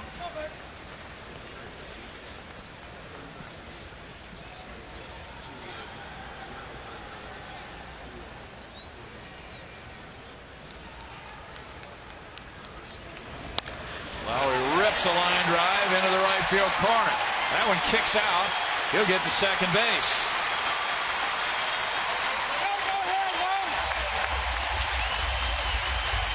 Swing it, Jed. Mark Trumbo has moved from first base to right field. Logan Morrison has gone into play first. Trumbo on the double by Lowry, played it. Slider down, turns on it, sneaks it down that right field line. That's how you want to start it off. Get into scoring position immediately, make that ball boy down the right field line dance a little bit. Astros need to capitalize on this double right here too. Cut that lead in half. Give yourself a chance in the 9th. Carlos Correa is 0 for 2 with a walk.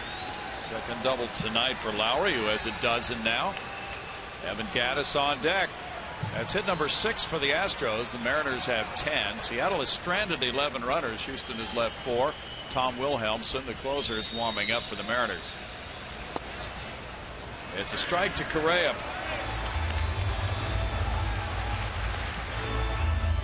Hit the ball hard last time up, Correa did. Lining out to center field. Young man recognizes situations. We've seen him come through in those situations too.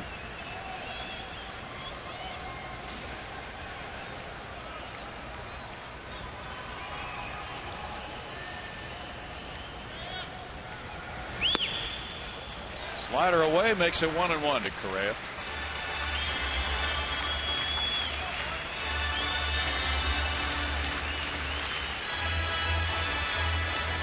Kensing came up from AAA Tacoma August 23rd when Fernando Rodney was designated for assignment. He later wound up with the Cubs.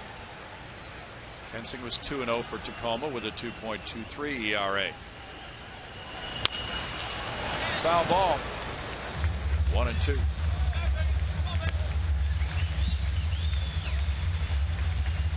Kensing was on the disabled list for about 3 weeks with a right elbow strain, mid-June through early July.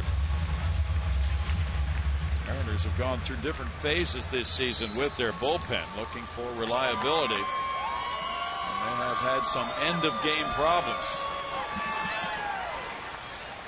Last night, though, they got good relief work. Kensing, Smith, Wilhelmsen.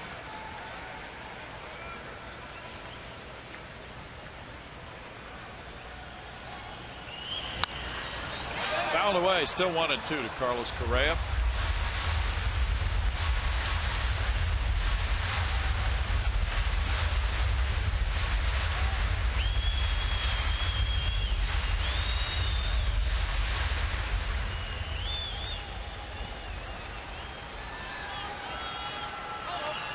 The Astros have won 7 games this year when they have trailed after 7 innings. Trailing here in the middle of the 8th.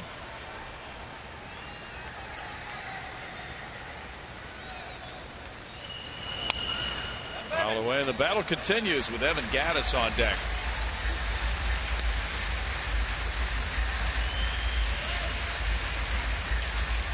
Mariners led 1-0. And then that was in the 2nd inning. Houston answered with 2 to go up 2-1. The M's tied it with a 3rd inning run. Astros came back in the bottom of the 3rd to lead 3-2. Seattle tying it in the 5th. It stayed 3-3 until the 2-run top of the 8th for the Mariners. The 2 runs unearned.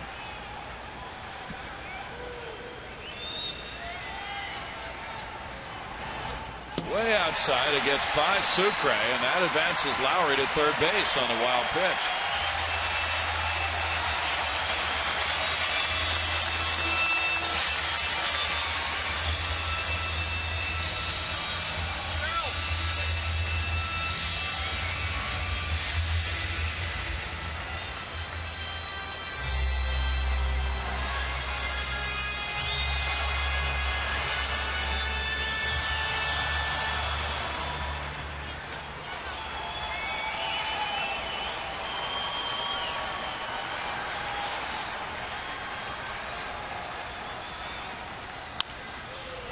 Another foul ball. Keeps the count at 2 balls, 2 strikes for Carlos Correa. In case you need another good number from Carlos Correa, with runners in scoring position this year, he's hit .313, 6 bombs, 31 RBIs in those situations. Putting together another great at bat right here, waiting for Kensing to make a mistake.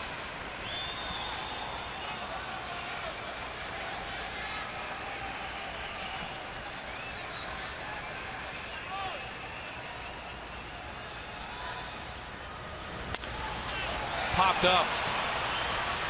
Marte, 1 out. And Evan Gattis will follow. Gattis is 1 for 3. He had the 3rd inning RBI single. Tough pitch, but you see Sucre sitting way outside. That pitch missed its spot by a good 1.5 feet. Now maybe Tom Wilhelmsen comes in to try a 5-out save. That's all that's going to be asked of Logan Kensing. 1/3 of an inning, and he leaves with Seattle ahead 5-3 in the 8th. More in a moment.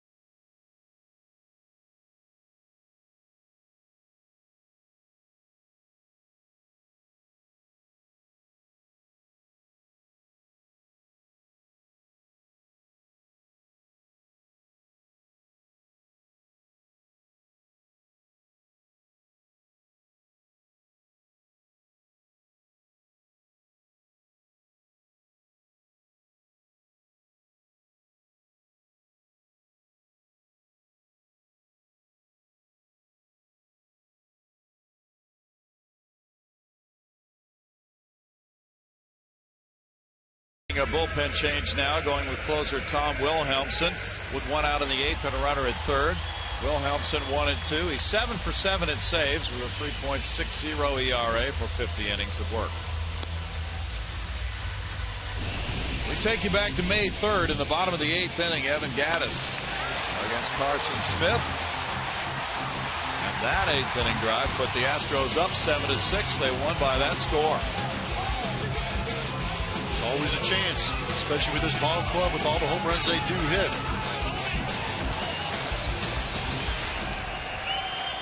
Now Gattis 1 for 3 facing Wilhelmsen with a runner at 3rd.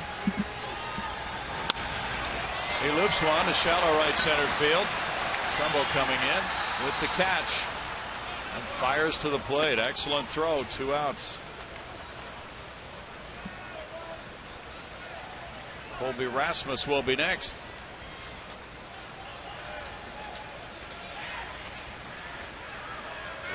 Wilhelmsen was the closer in 2012. He had 29 saves for Seattle, 24 more in 2013. Last year, he had only 1 save, and now with the struggles of Fernando Rodney, he has a chance to do this job again, and 7 for 7. Things going well. Lloyd McClendon comes out. Rasmus is 1 for 3.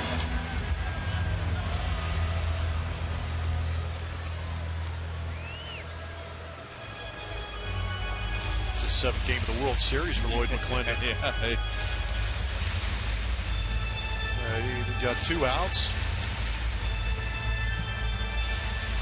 Colby Rasmus at home plate. Does have pop. Could tie this up with 1 swing of the bat. Not sure if he's talking approach to Colby Rasmus or if he's debating whether or not to put him on first base, but that would bring the winning run to home plate, which isn't too highly recommended in a ballpark like Minute Maid Park. No. In Seattle, June 21st, Rasmus hit a 2-run homer off Wilhelmsen.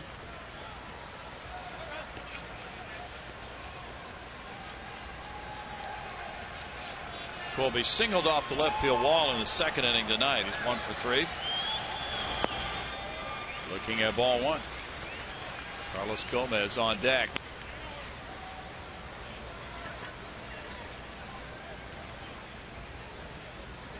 Save number 7 came Wilhelmsen's way last night with 1 hitless inning.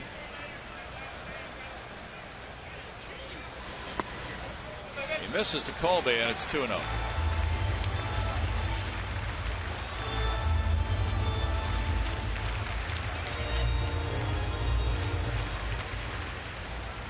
Similar situation last night. Brownie, runner at third base in this 8th inning.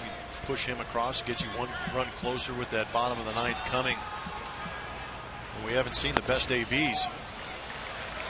3-0 now. Now that was the case last night when Rasmus led off with a double, advancing to 3rd on an error, and then 3 strikeouts in a row prevented him from scoring. And a 7-5 loss. And in all those plate appearances, the defense was playing back. A simple ground ball scores that run. Strike, and it's 3-1. I'm not sure where this zone is. We've seen some high calls from Ted Barrett, but this one way down and out of zone.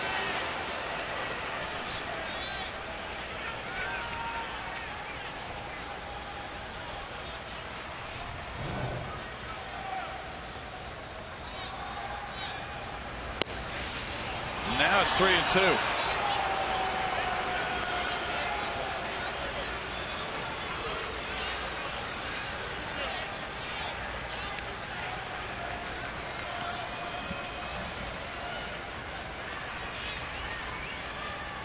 Quite a bit of room in left center for Rasmus right now. Struck him out. No runs, 1 hit. A man stranded at 3rd. 5-3 Mariners going to the 9th.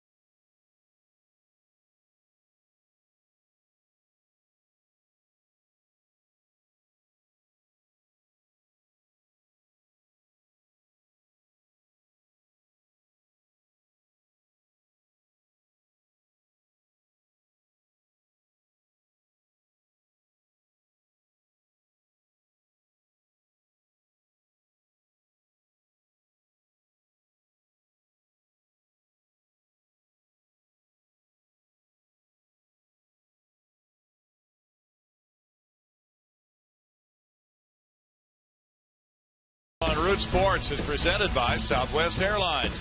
Book your low fare now at southwest.com. And by HEB. No store does more than my HEB.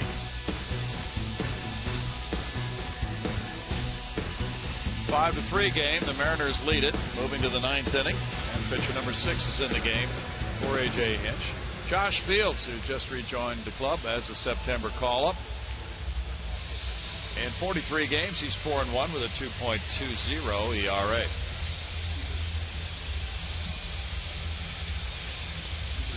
He was optioned to Double-A Corpus Christi August 20th. Made 2 relief appearances with the Hooks. Last appeared for the Astros August 19th against Tampa Bay and got his 4th win on his 30th birthday. Franklin Gutierrez leads it off in the 9th inning. Gutierrez has an RBI double. He's 1 for 3 with a walk. Fields delivers, ball 1.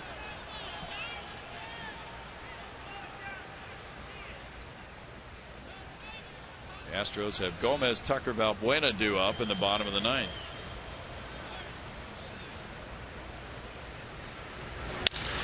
Broken bat, fly ball to center. Gomez coming in. It's a hit in front of him. Gutierrez has his 2nd hit of the night. There was wood flying all over the place on that one. That was one of the more impressive bat breaks I've ever seen in my life. Yeah, it was. Shrapnel everywhere. I guess Josh Fields throws a heavy fastball, huh? Must.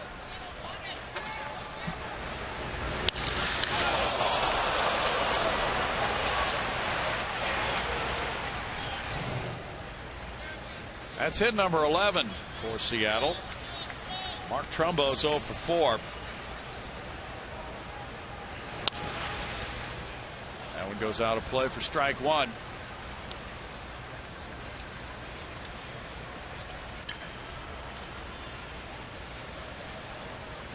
Scott Kazmir started. He went 4 1/3 innings. Chad Qualls, Bill Harris, Pat Neshek, Oliver Perez. Now Josh Fields working in relief tonight. Correa lunges. It's on through into left field for a hit. Back-to-back singles. Trumbo takes his hitting streak to 12 games. And the Mariners have something going with Logan Morrison coming up. Yeah, you really don't want this to get any further away from the Astros. Keep him right at 2 runs. Be a nice thing still. Ground ball, get you that double play. Got to get one of those ground balls hit right at somebody. Morrison came up as a pinch hitter in the 8th inning, led off with a walk and came around to score the go-ahead run.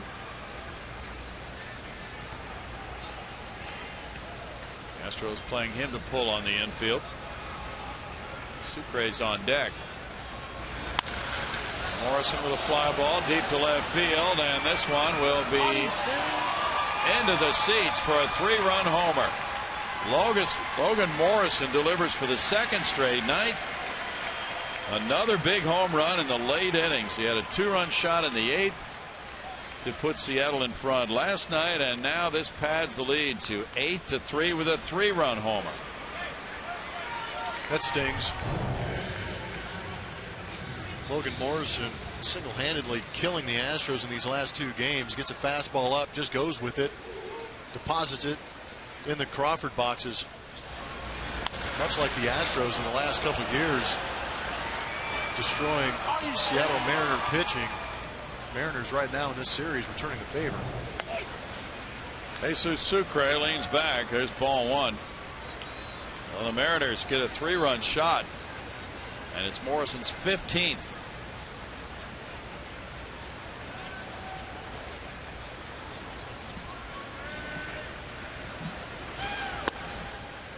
Sucre swings. It's a 1-ball, 1-strike count. The Astros coming into this game had out-homered the Mariners in their season series 31-17. Houston has not hit a homer tonight, and Seattle just got a big one.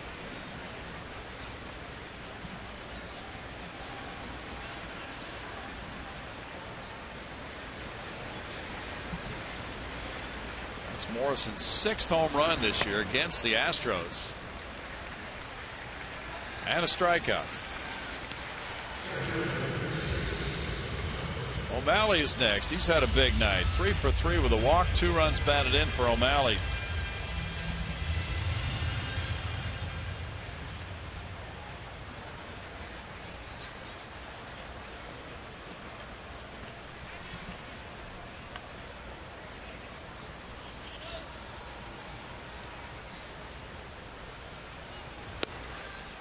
Fields delivers a strike. 1. Texas 2, San Diego 2, top of the 6th in San Diego.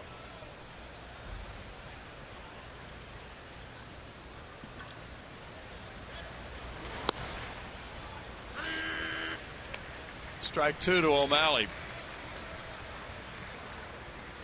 Well, Morrison has done a number on the Astros pitching staff this season. 3 games remaining in Seattle between these two clubs. Foul ball. Keeps the count at 0-2.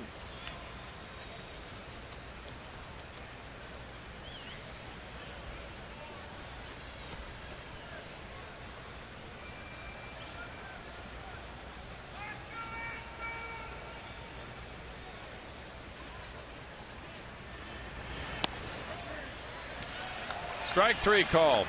2 outs. First time the Astros have retired O'Malley tonight.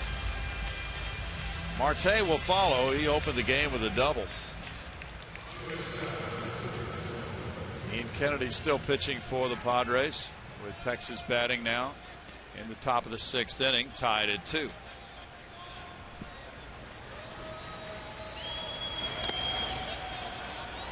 Marte with strike 1. What a crop of rookie shortstops, with Marte joining the group with Correa and Addison Russell, Lindor of Cleveland. Man, he's been making some plays recently. 0-2.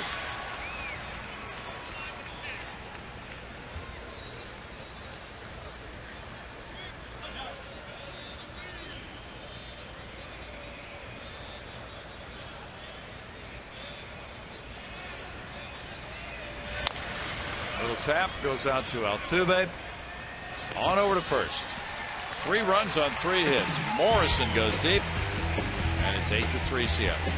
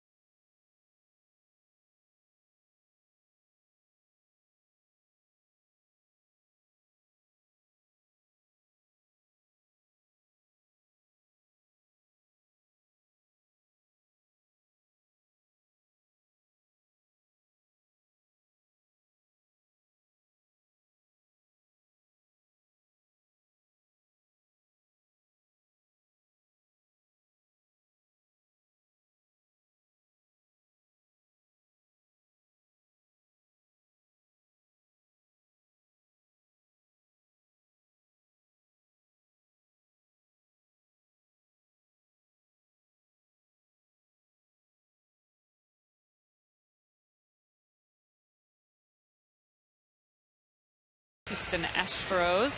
And if you were checking the Corpus Christi Hooks box score tonight to see how George Springer was doing, you wouldn't see his name in there, as he had the day off, scheduled day off for him, begin that rehab assignment last weekend with the Hooks, but had a couple of days off in their schedule, like I said, but feeling pretty good, has a couple of hits with the Hooks. Will DH tomorrow for them, and then reevaluate things with A.J. Hinch and, of course, head trainer Nate Lucero, and they will come up with a plan of when he gets back to Houston and returns to the lineup for the Astros, guys. I know his teammates are looking forward to seeing him. You bet. Yeah, George is a real spark plug. He'll bring a lot of energy to the ballpark Friday night. Carlos Gomez steps up here in the bottom of the 9th inning. Gomez has been on twice. He was hit by a pitch. He walked, and he also grounded out.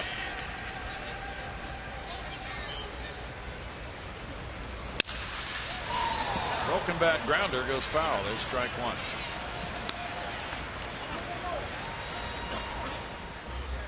"13 hits for the Mariners, 6 for the Astros. Seattle has left 11 men on base. Houston is stranded 5.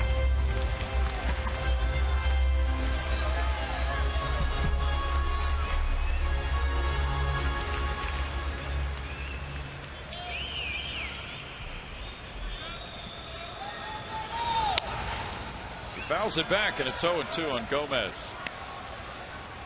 Carson Smith can be the winning pitcher.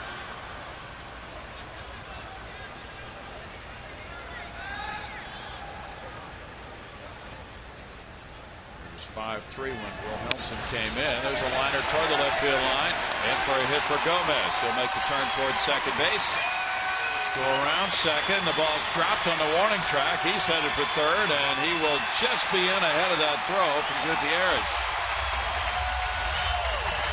Should be a double and an error, but Gomez takes his hitting streak to 7 games. He went up there hacking at everything. Finally got a breaking ball that he could handle. Laced it down that left field line. You gotta love that he breaks out of the box quickly, knowing he's got to sprint out there to get those 2 bases, and then doesn't give up on the play when Gutierrez has a tough time digging it out of there. I am extremely glad that he made it into third base. I was not looking forward to trying to announce him getting thrown out at the first out of the inning at third base. It's ruled a triple.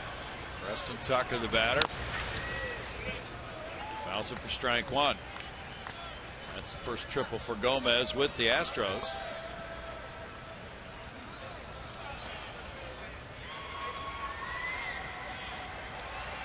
He had 1 triple with the Brewers this year, second of the season for Gomez.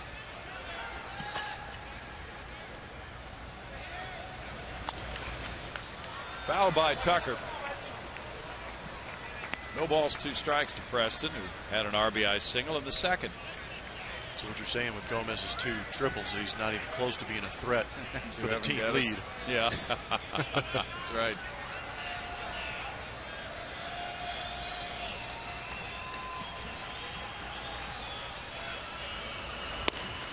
Outside to Tucker, 1-2.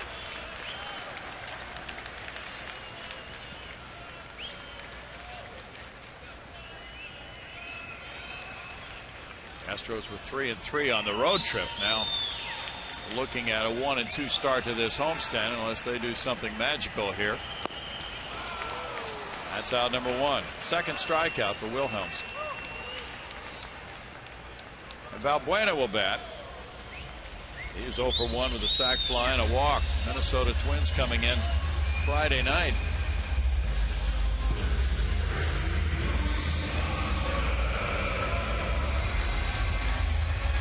Minnesota shut out the White Sox tonight, 3-0.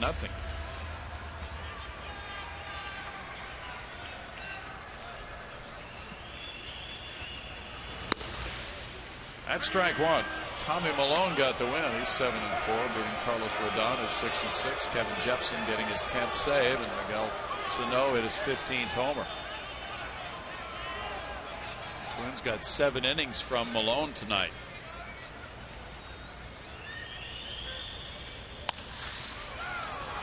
Left fielder Gutierrez, but the infielders on the left side get there, and Marte makes the catch. Foul territory. Good play by the shortstop. 2 outs. Stay tuned after the game as Kevin Eschenfelder and Mike Stanton break down all the action from today's game, plus interviews from the clubhouse and much more on the Astros post-game show, presented by Houston Methodist.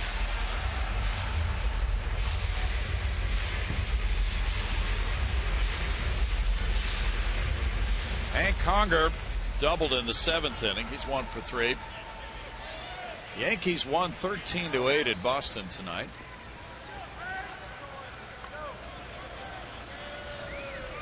Baltimore beat Tampa Bay 7-6 and 11. Strike to Conger.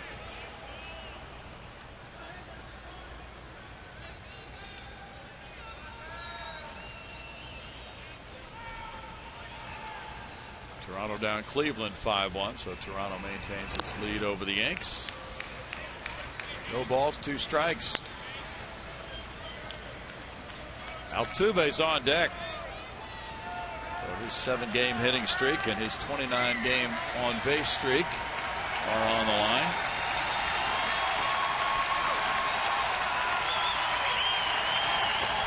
That one almost hit Conger on the back foot. 1-2 to Hank.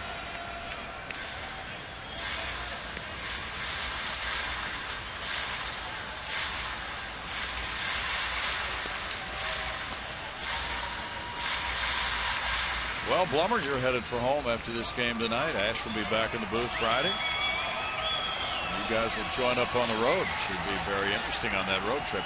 Yeah, it's going to be a good one.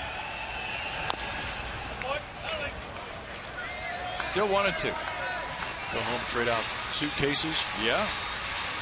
Meet him up there in Oakland for 3 games. We got a day game on that Labor Day. 1 o'clock, I think. 1:10. West Coast time. Yeah. And then down to faux Los Angeles. Well, the Angels will have a chance to kick up their heels a little bit against Texas this weekend. See if they can make a splash.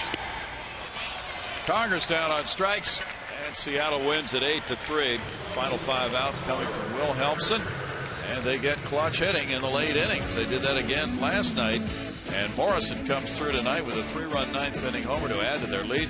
The Mariners win 2 of 3 here in Houston. They take this one 8-3.